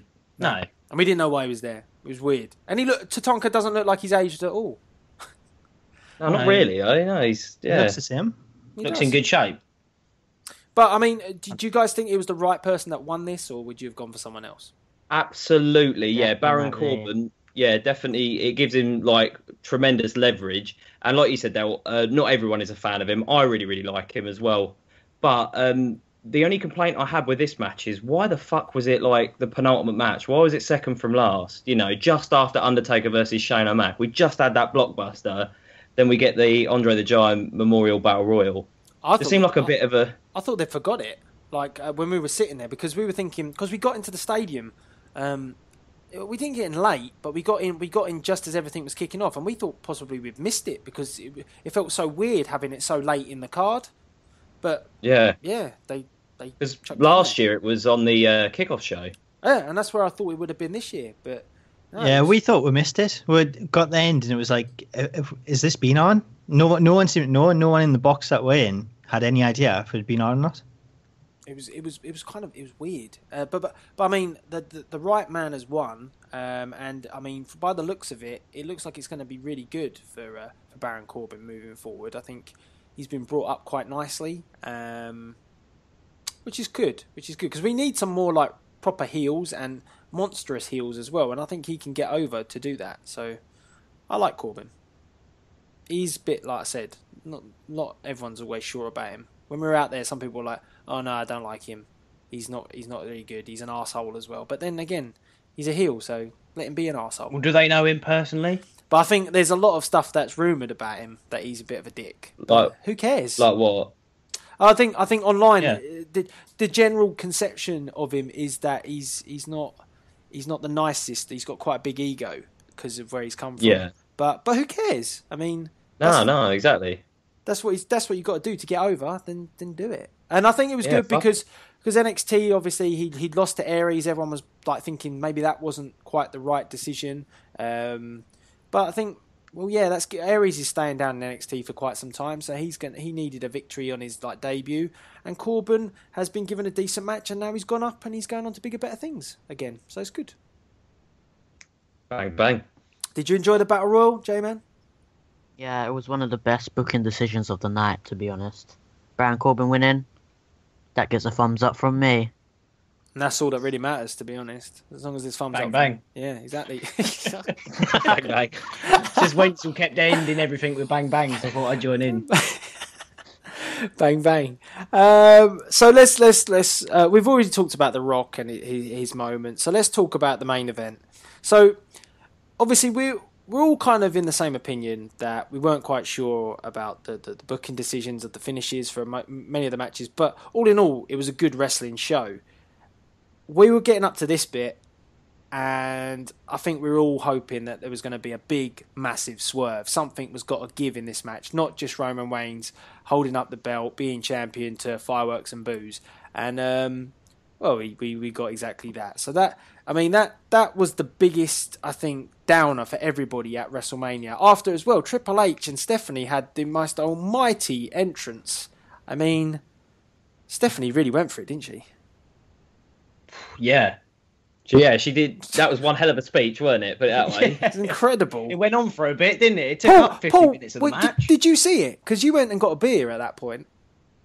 I seen part of it. I didn't see all of it, so I watched it back on TV. And I think you were talking to me. I was going to go, how do you know I went and got a beer? yeah, it went on for a little bit, so I went to get a beer. And I come back, it was still going on. But I watched it on TV, and I think it come across on TV so much better. Like, all the entrances where we were, it was the opposite side of the arena, and we had, like, the huge LCD board in the way. So it was kind of hard to see and make the most of the entrances. So I think you have to really go back and watch them on TV, and they come across so much better. But all in all, it was just an amazing spectacle when you watch it back. Yeah, again, though, there's a bit questionable why... Because Triple H came out first, didn't he? Yeah. Why does champion always come out first? Yeah, you complained about that as well, didn't you? Yeah, it annoys me. Because the champ is the champ. He should make the opponent do the waiting. much like a boxing match, you know. And it always used to be like that, and then all of a sudden they changed it. They haven't changed it. They just do it when they like. I liked Roman Reigns' entrance when he come out, Superman punched the floor, and all the fireworks went out through the star. That was better than the norm. How did that work for you guys? Because how could you see the fireworks going on? Oh, I guess off the LCD boards, right? You could still, and you could see the fireworks. You could still see where Reigns was to a degree, but it was just, the LCD board's so big, it takes up a lot. So, but I thought I thought that they'd done something quite good with Reigns, because I was moaning about his entrance being really shit. The fact he doesn't come through the crowd anymore, and I think the Superman punch into the floor kind of looks quite good. But the match as a whole, the biggest problem that everyone was saying, and I definitely vouch for this, was it was a very technical wrestling match. Triple H doesn't really do them, but Triple H was wheeling out the submissions and all sorts of holds that we not really used to seeing with Triple H. He's more of a brawler, aggressive, and for a final match at WrestleMania where you want all guns blazing, it felt a lot like it was quite slow paced, and it really took the edge off the event, particularly when we'd seen Shane McMahon jump through a fucking a table off a cell. Anyone else feel that way? Yeah, definitely. I don't know, actually. I mean, I don't think it was that much of a bad match. From what I rightly remember, I don't know. I mean, I want to go back and watch it now, but I don't remember it being terrible. But I just think it was the ending that was really disappointing, because, like you said, everyone was expecting something like a Bullet Club or some sort of swerve. We were talking about in a lot I don't think the match was a bad match. I think it was a decent match. It was just the way the match was chosen to be paced, submission holds, and they're things that people appreciated a long time ago. And when it comes to wrestling these days, I think everyone just becomes a bit of a spot monkey and don't always appreciate when people are actually applying holds and stuff like that. And I think that was the kind of thought process here, is they expected a lot more spots from Reigns and Triple H, and something else, and we never got it. What we said was when it got to the main event, it wasn't so much that it was a bad match. It was a really slow-paced match, and when you've been sitting there for 7 hours, it was like, this really isn't what I want to see. I want to see something that really, grabs me attention, and knowing the outcome, what was going to happen, and being no swerve, I think that just killed it even more. The fact that you sat there for 7 hours and that was the big payoff. Yeah, it's just like I don't know. In the back of everyone's mind, I think everybody thought that potentially they could do this, and they just did. They stuck their fingers up at everyone and said, "Look, we've got to go through with the Reigns finish to go on to things." And to be honest, watching Raw and going forward, I really quite like this version of Roman Reigns that we're going forward with. But on the night, like we said earlier, you want to leave WrestleMania happy, and that didn't. So yeah, I mean, his promos are still shit though, aren't they? His mic skills. They are. I kind of like his term though, where he's saying, "I'm not a nice guy," or "I'm not a good guy," "I'm not a bad guy," "I'm just the guy." I quite like that, but I don't think he needs to do a lot of talking. I think he just needs to spear people and then fuck off. That's his gimmick. The issue with Reigns though is he come out last week and he said, "I'm not a good guy, I'm not a bad guy, I'm just the guy," and then everyone was like, that kind of works. And I'm sure Vince McMahon backstage was like, "Roman, that works. Go out this week, say exactly the same thing you said last week, and see if you get the same reaction," because it was exactly the same promo. It's like, it's not going to work if he comes out and says the same thing every single week. You're exactly right, Paul. He did it on Raw the first week after Mania. Then he did it on SmackDown. Yeah. Then he did it on Raw again. And then I'm pretty sure he did it on SmackDown again. It's like, how far can we keep doing this until the crowd boo us? It's like... He doesn't work. He doesn't really look like he's ever this is, to me, it looks like it's meant to be his new style. Is that he doesn't look bothered. He's just I'm not bothered. I'm not bothered who I face. I'll beat them. I'll spear them. I'll beat them. And I think that's good. I think that's how it should be. He should just be when they were all on Raw, they were all surrounding him and fighting it out, and he's just I don't give a shit. I'll beat whoever gets in my way. But that might run out, and there's not many other sort of things that Roman Reigns can do. Well, Roman hasn't looked bothered at all. Sorry, Paul.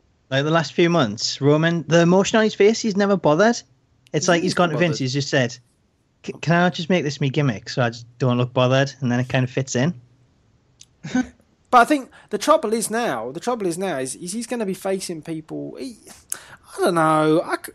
I'm kind of getting used to this version of Roman, to be honest, and I'm not minding it. I don't mind him being that way. I quite like that he's arrogant and he doesn't. He's saying to the fans that you can boo me or you can cheer me, but I don't really give a shit.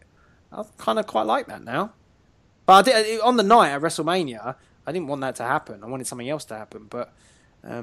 I think we've all got to get used to it because it's going to be what's going on. Styles ain't going to beat him unless we get a Bullet Club versus Usos and Reigns. Do you think they're going down the route of turning Roman Reigns heel? I think he's playing a middle heel at the moment. Like he doesn't care. He doesn't acknowledge the fans at all at the moment. So I think you can pretty much safe to say that he is not a face or a heel. He's just Roman Reigns and. Roman Reigns kicks ass and takes names. Yeah, the guy. So he's not the big guy, but he's the guy. It's the guy, isn't it? The guy. J-Man, what's your verdict on Roman Reigns, WrestleMania? Come on, give us that harsh, critical analysis that we're all waiting for. Well, the match at WrestleMania, it was a decent match, but it wasn't really structured well, was it? I mean, 1 minute you've got submission holds, and then you've got Roman Reigns spearing Stephanie McMahon. It's like Vince McMahon saw the We Talk Before a Rumble late and then thought, oh, that's a good idea. Let's spear Stephanie McMahon for no apparent reason. That didn't come to anything. Triple H hasn't gone to his rematch clause yet. Like, that was just for nothing, really. Nothing really happened because of that. Will Triple H go for rematch clause? I don't know. I don't think so. He should do. If he wins it again, I'm sure that sets a new record. Storyline wise, he shouldn't he? Because he doesn't want Roman Reigns to be the champion. So storyline wise, he should really cash in his rematch clause. But whether or not he will, I don't know. Shame being there might stop it. Go on, Jay. It's a good point. More importantly, though, I think the reason why he wants his title back is because he speared his damn wife. Wouldn't you think? God. Yeah. Yeah. That's so aggressive. What would you do if someone speared your wife, Jay? How would you react? I'd spear him back or Superman punch him. I don't know. You'd use his own move against him? Yes, I would. I mean, I don't know. I don't think Triple H is going to get a rematch. And if he tries to get one, I think Shane will block it because Shane wants things... I think Shane wants change, but I mean, I don't know. We're not getting much change with Roman being there. But yeah, I mean, at the end of the day, WrestleMania 32 was what I think was a decent WrestleMania. I think it was a good WrestleMania. I think we had good wrestling. I think we had good matches. We had good WrestleMania moments. But we all got left with a sour taste of the finish, and that's kind of unfortunate, really. Yeah. But if you're there, if you ever go to one of these things, I mean, it just kind of passes you by. So, like, it doesn't really sink in until you think about it. When you're at the events, it's a lot like going to Raw. Like when you sit there through Raw, I quite enjoy Raw. But then when you get back and you think, well, that's 3 hours, and you watch it back, you don't usually watch the 3 hours of Raw on the TV. So, but yeah, I mean, what's the outcome of this then? So what's the aftermath? What is the outcome of Roman Reigns going forward? Because he's got multiple challenges now coming out of it. What the hell is that? Sorry, I had to just move for a second. That was me on my chair. It sounded like you was undoing your flies and something was going to go off. It did not sound good. No, it's not.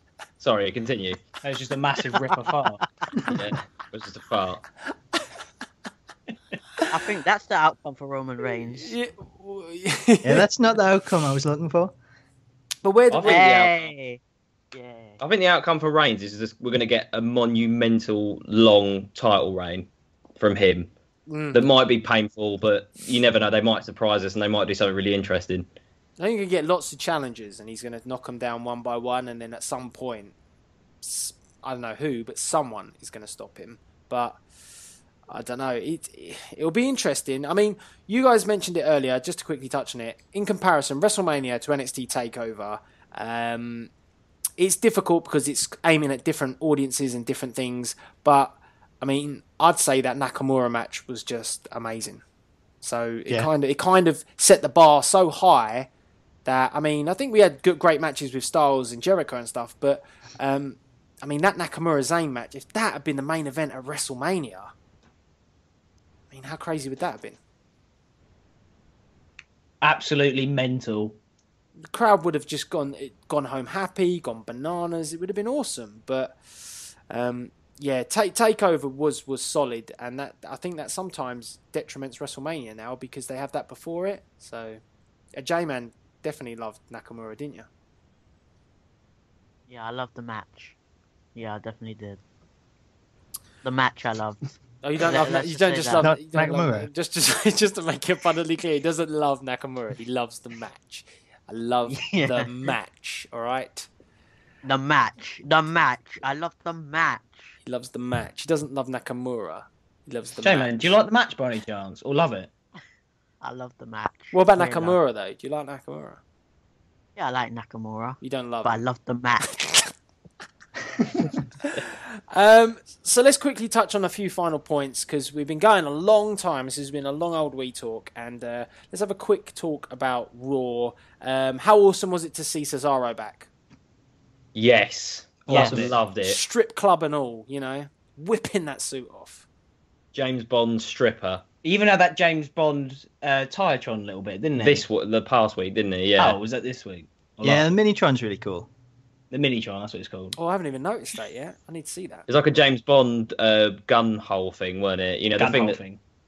Has he got That's this? what it's called. That's what it is. It's the like the barrel of the gun, isn't it? It's actually called gun hole thing. Gun hole. Oh. HOLE. Oh, right. As in bum hole. As in gun. I was going to say, if you're not careful, you might be saying a bumhole soon. Yeah, I was getting there. Well, what happens if Cesaro accidentally didn't have his attire underneath and he ripped it off and then we see his bum up? Then he would be a stripper then, wouldn't he? Oh, yeah, definitely. He'd have to put his glasses over his twanger. Yeah. I love how he undoes his cut and then all of a sudden his whole suit can just rip off. I do love the entrance. It's a really good idea, but don't you think it is a bit long? Like you can see sometimes he's struggling with the sleeves. Like, it's a bit of an awkward wait. It's like you can see him undoing the cuffs. It's like, yeah, come on, Cesaro, you're getting there. And then all of a sudden, wait a second, just a little bit more. He's got to do the other cuff. Hang on. Off come the trousers and off comes the suit. There we go. There's a real sexy bod for you. What? Like, you know. Did you love it? I mean, you can't deny it. It's a good looking body, isn't it? Hey, look, you know I'm not queer because I was talking about Lana earlier. Okay, yeah. I just had to get that in there just to reassure. You can't. Yeah, you cannot deny Cesaro's physique, though. Cannot deny. Not to sound bent as fuck. Yeah, but in comparison to Dad Bod Jericho, you know. Grandad Saggy Tits version 3 as being called him. As being who? V call him. V It's V calling. My name's Zerky, but thanks.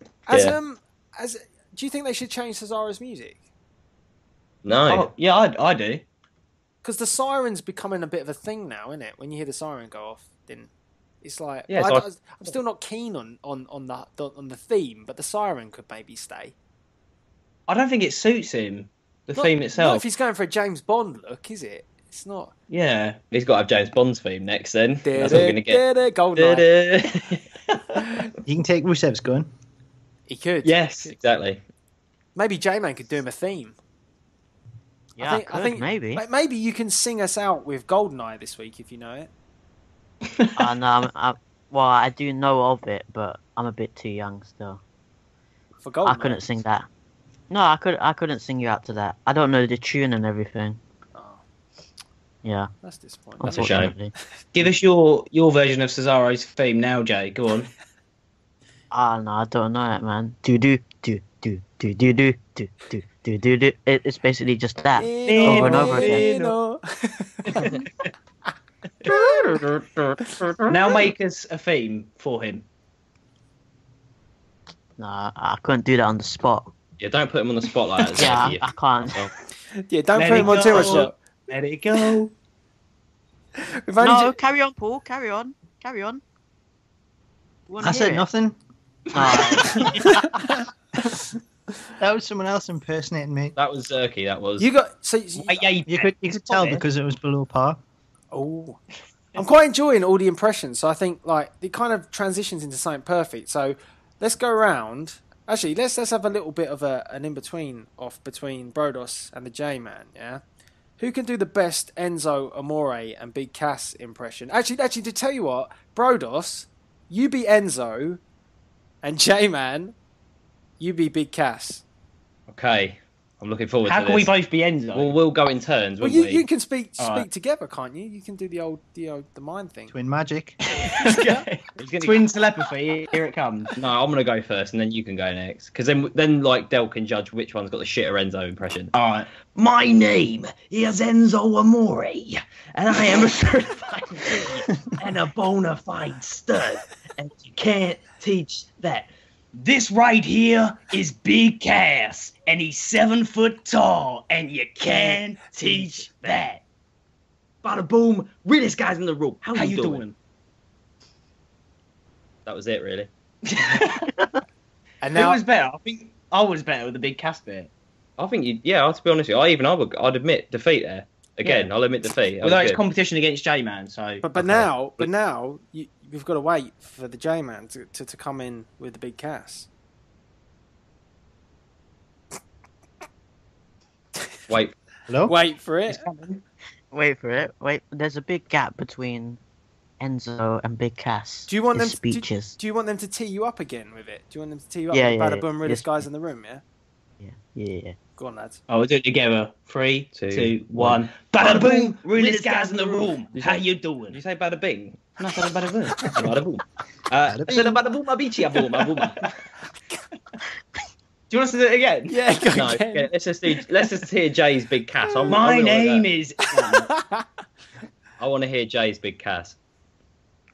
Come on, Jay. We ain't got all day. For our opponents tonight, we only got one word to describe ya. SAWFT. So. Oh, That's beautiful. Yeah. that's all right. I like that. Mwah. Bellissimo. Or as Smack Talks likes to say, SWAFT. Oh yeah, he does, doesn't he? Yeah, I was glad you ruled me out with that because I would have struggled. So on that note, Enzo and Big Cass. Yeah? What do you want? You know? We're here. Enzo Big Cass. That's me and Wenzel. How did you? Back to you, Jay. How did you find Oh, it? How did you find your debut? Oh. I think it's- Yeah. I think it's a really good debut. I mean, they could have done something better. I mean, I don't know what they're setting up for here with the Dudley boys, you know, because I'm thinking... I don't think they are. I think it's just leading towards the match that they've got this week on Raw. Yeah, because surely it's got to be Enzo and Big Cass that are going to be facing the New Day at Payback, right? It's got to be. Yeah, definitely. Yeah, Well- the tournament. They got to go through. It sounds like the brackets are set up so Enzo and Cass meet the Dudleys in the final, whatever it is, and then they go on to face the New Day. So it's got to be the moment that that Enzo and Cass take. It the won't belts though, off. will it? I think Will it be Enzo and Cass or the Dudleys, and then it'll be the Vaudevillains or Oh, is it? the Usos? Yeah. Oh, right. So I'm thinking Vaudevillains versus the Enzo, well, not the Enzo and Cass, but Enzo and Cass in the final. Enzo and Cass have got the Dudley boys tomorrow. Yep, They have, haven't that's what they? I'm saying. That's probably what they were building towards, the match that they've got coming up on this week on Raw. Mm. Yeah, so the bracket here is the Usos and Vaudevillains, and then Enzo Amore and Cass against the Dudleys. I've got a really good memory. Yeah, I yeah, remember well that. Sponsored by Boot Yours. Sponsored by Don't Big forget that. So I think if the New Day do we think the New Day really need the tag belts at the moment? So I think maybe it's the right time if Enzo and Cass get by to. But then again, that's like face versus face again. So are we going to maybe Enzo and Cass have like been conned out of the championship or the NXT Tag Team Championships. Like me and Zerky when we was at NXT London, and you and Jay were as well, weren't you, Del? We honestly thought they were going to beat the Revival. That's it, yeah, the Revival, Dash and Dawson. And it was quite shocked when they didn't. And then they had another opportunity at Roadblock, didn't they? And I thought they were going to win it there as well, Yeah. and they didn't.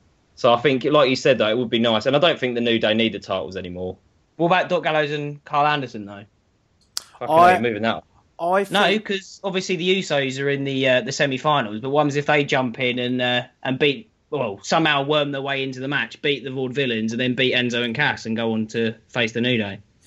Oh, I think Anderson and Gallows are gonna come in and take out the Usos, and then I kind of get a feeling that maybe we might get a bit of a Bullet Club in terms of, I think it might be AJ and them as I don't know, actually, I'm not really sure. It depends how far, if they want to go and start pushing Roman as a bit of a face again and pairing him up with the Usos.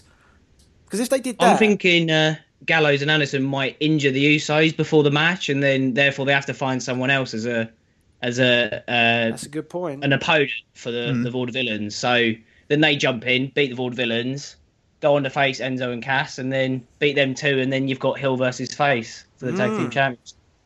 I quite like that. Is New Day really face though? Like they're kind of like that in between. They're sort face of team now. Again, they're face now. They're not 100% face though, are they? They're only, they was. They're kind of face when they're not doing other interviews. They like if they're doing stuff off camera, they seem to be like back in that heel persona. But when they're on the TV, like Raw and stuff, they kind of become a bit facey. It's kind of weird. Yeah, but they could quite easily transition back to heel though, couldn't they? Like if they could come out tomorrow and they could quite easily change like that. Yeah, like the Big Show. Yeah. Up and down like a horse draws. I mean, I think what came out of WrestleMania the most is quite exciting at the moment. We have no idea why Shane's in charge, for starters. There's got to be something coming back with Vince on that one. And then we've seen a load of array of NXT talent coming up. Apollo, we saw Baron Corbin, we've got Enzo and Cass, we've seen Anderson and Gallows now. I mean, and obviously the world title picture is pretty cool because we've got so many people looking for the title. I know Cesaro's kind of ducking maybe into the Intercontinental again, but I mean, there's a load of stuff going on. So I think it's quite positive at the moment what's going on with Raw and the WWE at the moment, and maybe they had to do what they had to do at WrestleMania to get it to go this way. Maybe. Sorry, did you hear Wenzel's chair squeaking again? I didn't hear him undo his flies or anything like that. No. No farts this time. Yeah, no, I think it could definitely go in a positive direction, couldn't it? I think it's I going. think they are right. going in a positive direction. I would say the Raw that we were at in Dallas. I don't know, Paul, if you agree, but that Raw wasn't going well. The crowd weren't into that Raw until we got Enzo and Cass, and then the main event was announced because they. I mean, I don't know. It felt a bit underwhelming for a Raw after Mania, but then they did rescue it in the end. That's hence why you keep getting loads of beach ball chants. So yeah, I think that was the main issue. I think it started off well when Mad Shane come out because that kind of got the crowd on the side, but then as it went on, it kind of fell away, and you kind of looked to Raw after WrestleMania for all these NXT debuts, and I think it was just a case of they brought the people up that it wasn't the people that were wanting. We're all there waiting for a Finn Balor to turn up, but we got Apollo Crews and people instead. And then I think Enzo and Cass were the big NXT names that we really did want, and when they turned up, that kind of saved the show. Yeah, it was. If they hadn't have done those two things, everyone wouldn't have been happy with Raw. But they saved it. I mean, that Fatal 4-Way match at the end was amazing. So yeah. But yeah, I think it was a Raw for change because obviously Shane McMahon was in charge, and they've got to show that he's going to change it up a little bit. And by bringing up the NXT stars, that's exactly what he did. Obviously, like you said, it wasn't that great until Enzo and Cass made their debut. And the Raw after, not the Raw after Mania, but the Raw after Raw Mania, after Mania, whatever. This past week. This past week, yeah. Thanks, Wenzel. Was probably 10 times better than the Raw after Mania. But, But that's the good. I mean, at least it's showing progression. So you guys should have a good Raw tomorrow, hopefully.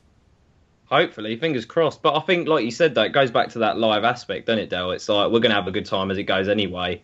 Yeah. You always have a good time. Yeah, exactly. And the London crowd's usually really, really good. Are they going to be showing? Does anyone know? Are they going to be showing Raw early because it's in the UK? They usually don't, do they? They usually show it at the same time. Yeah, same time. Because the Wayne Rooney thing leaked when it was in Manchester last time because Raw hadn't actually aired at that point. Really? Yeah, do you remember that? The Wayne Rooney Bad News Barrett slap? That was at Manchester. Yeah, no, I didn't know they did it so...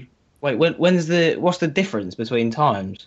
Well, it will still air around the same time it usually does in America. What's the point in that? Because if they show it at the time they're filming it at 7 o'clock in England, it'll be like 3 o'clock in the afternoon. Won't even be that. Probably about 2 o'clock in the afternoon in America, I think. Yeah. So like people, they ain't going to draw the views then, are they? No. Yeah, exactly. So, I think we've done pretty well. I have to admit, we've covered a hell of a lot of information in this week talk. Don't you think? Yeah, I think so. Yeah, I think we should all give ourselves a pat on the back. And I think it's a bit like Jerry Springer this week. I think we have to go to the J-Man for his final thoughts of what's going to happen to the WWE after WrestleMania. How are things going to progress? Does Jerry Springer do that on his show? Go to the J-Man? He probably does, to be honest. I think many people go to the J-Man for their final thought. So, J-Man. Charlotte, just Charlotte. I remember that. Yeah. It's only gonna get better from here. Thank you. Is that it? I was expecting something really good. Short and sweet. It was positive though. It was. Power of positivity. I mean, he's finally been one round. It's only taken like 2 hours, but he's finally seeing the positivity. So yeah, I mean, it's been an absolutely humongous We Talk to talk about everything that went on at WrestleMania, and there'll probably be plenty more things that we'll be talking about. But it's been awesome having the Brodus boys on. It's been awesome having the J-Man on. Obviously, Paul's Thank back. you very much. Paul's back, of course, as well. Yeah, you know. Hey.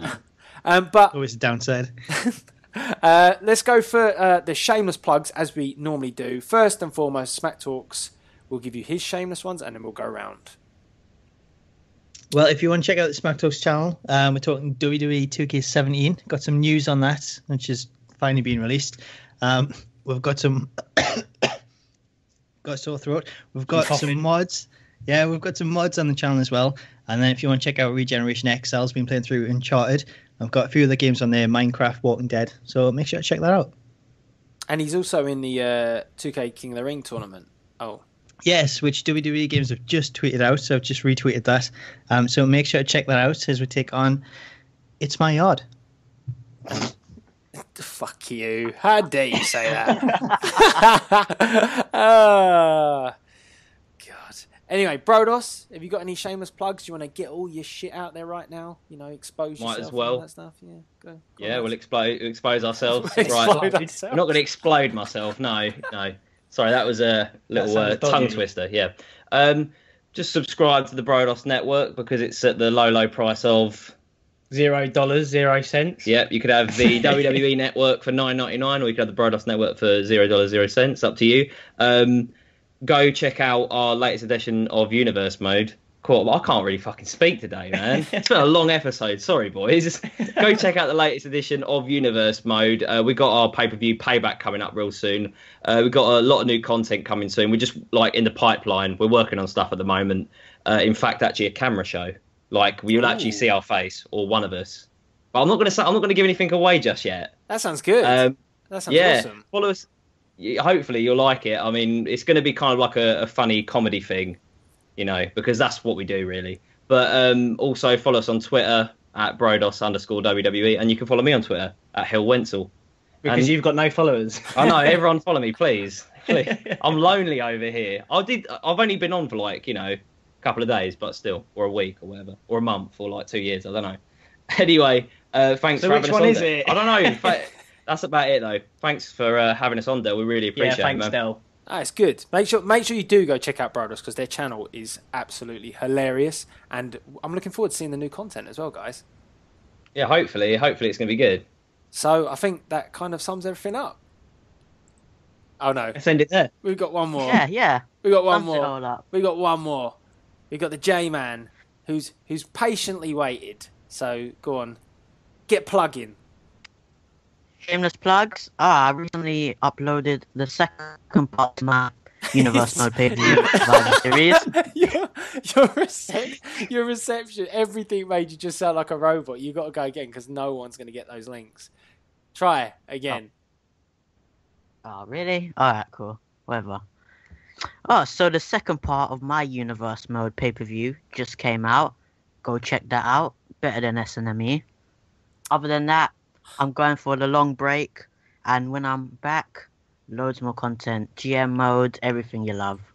Where are you going on this long break? Yeah. Oh no, I'm just having a break on YouTube. exam season. Oh. He's forgotten. He's going to forget about us all. Oh. Hey, education's important. I know, but what if he forgets us all? That'd be worrying. How could he? He can't forget us. What if he forgets all the eggs and all the things like that? We the best. We the best. DJ Khaled, we the best. They don't want us to succeed. I don't know where this is going. Yeah, make sure you check out the J-Man. Obviously, he's not going to be here for a couple of weeks, so he plugged his stuff and he's going to piss off. But Yeah. but make sure you do go check out the J-Man. Check out Brodos. They've got awesome channels. Obviously, check out Smack Talks in the 2K King of the Ring. It won't last long, so make sure you do check that out as well. And then for me, I don't know. We've got a few things going on. Everyone keeps banging on about main event. Obviously, the best universe mode. Because asking where it is. Yeah, everyone asks where it What is. was that noise? That was the sound of me crashing as you two. I thought it was Cesaro sirens going off. I thought he was going to make an appearance. But yeah, I mean, we got main event. It's coming back this week. Been busy doing other things and recovering from the Dallas flu that everyone's got, including Smack Talks. Maybe I ain't got it. maybe that was You weren't in everyone, Dallas? Maybe it I was. everyone that booed Roman Reigns got the flu Probably on purpose. Maybe Yeah. Vince has set this on us. He tried to stop We Talk, but it can never be stopped. But yeah, Universe Mode, got a few other things, loads of things going on the channel. Obviously, all the interviews that we did at Wrestlemania, pretty good fun seeing superstars trying to pronounce Delzinski. It was interesting. William Regal was probably the funniest one, to be honest. He had to clarify and check everything that was said. So yeah, check that all out. Plenty of stuff going on. And yeah, it's good to be back. Good to be back. Paul doesn't sound like he's happy to be back, but there you go. I'm loving being back. It's just this Dallas flu. Once I get rid of that, I'll be good to go. Cool. It's been awesome having Brodos here, so thank you very much for joining us. Thank Thank you for you, having Del. us on, Del. And it's Really appreciate it, man. anytime. And it's been good having the J-Man here with his heavy, critical analysis of everything that was WrestleMania. Well, thank you for having me on, Del. Next time we'll get Elle on, yeah, because I think that we're all in agreement that she should be on We Talk at some point. Del, Yeah. did you say any time? Anytime. Oh, we'll see you next week. That'd be excellent every week. I don't think you can handle that, Del. I think We Talks will go to like pot, mate. You know, it can only get crazy for like a big event. What are you trying to say about us? Saying that, Can you know, only be handled in small portions. exactly. I think things tend to go a bit off topic when we're here. You guys are going to take over Raw, aren't you, tomorrow? So Oh yes, Raw Takeover with the Brodos boys. yeah, so make sure if you see the Brodos boys tomorrow at Raw, you go and say hello to them. If you know what we look like. Yeah, But you have got actually, one video on your channel that's got you guys on it, haven't you? On camera, I think. Yeah, and that was like one of the earliest uploads we did as well. So, There's a couple more. Oh no, yeah, of course it was. Yeah, there's blindfold challenges. You'll know who I am because I'm the guy that's better looking than Roman Reigns. Bang, And bang. I've also got a picture with them. So if you want to know what they look like, tweet me It's like at the most JMan731. picture. they Jay, put I have to say, personal that's- pictures, Jay. I mean, we don't want you disclosing or exposing Brodos at all, please. We already had this debate the other day, whether or not, thanks to Drama Alert, whether or not you're actually dating one of the Brodos boys. So we don't want to go there again. Oh. Yeah, that's Zerky, not me, by the way. Not me. You ain't dated me either. Well, apparently is according to fucking Twitter, mate. And what's the other geezer? KYU as well? Q It was on his Alert, or whatever drama. it was. Drama Alert. Yeah, it's got to be true. It's got to be true. It's got If proper that's the music case, and everything. What's going on with you and El, Paul? Oh. He's fucked off now, look. He's gone. Hello? Hello? I missed what you said. I didn't hear that. I won't repeat myself. I'll let you get away with that one. The J-Man may not, but never mind. Oh, what's happened there? The Dallas flu's back. Yeah, guys, thank you very much for listening this week. It's been a big old We Talk. And I guess, should we all just sign out together on the count of three? So what are we all going to say? Goodbye or ta-ta? Or what do you want to say? What's a good wrestling goodbye? Think Roman of Empire. some wrestlers. Well, that's not saying goodbye, is it? Yeah. 3, 2, 1. Roman Empire. Thanks, guys. Do you know See you what? later. Do you know what? Maybe we should just do that then. 3, 2, Everyone 1. loves for that, yeah. So we're gonna all sign off with Roman Empire. Are we really gonna go there? Let's go for it. Okay, Okay, right. do it. Let's do it. I'll count us in. Right. 3, 2, 1. Roman Empire. That was well out of time. Should we try this once more? Yeah. Right. So, how did it get to this stage? 3, 2, 1. Roman Empire. Empire. Why does everyone delay on it? One more go. Really? Yeah, because it's First just time lucky. We need to clarify when we're going. we're going after a count us down.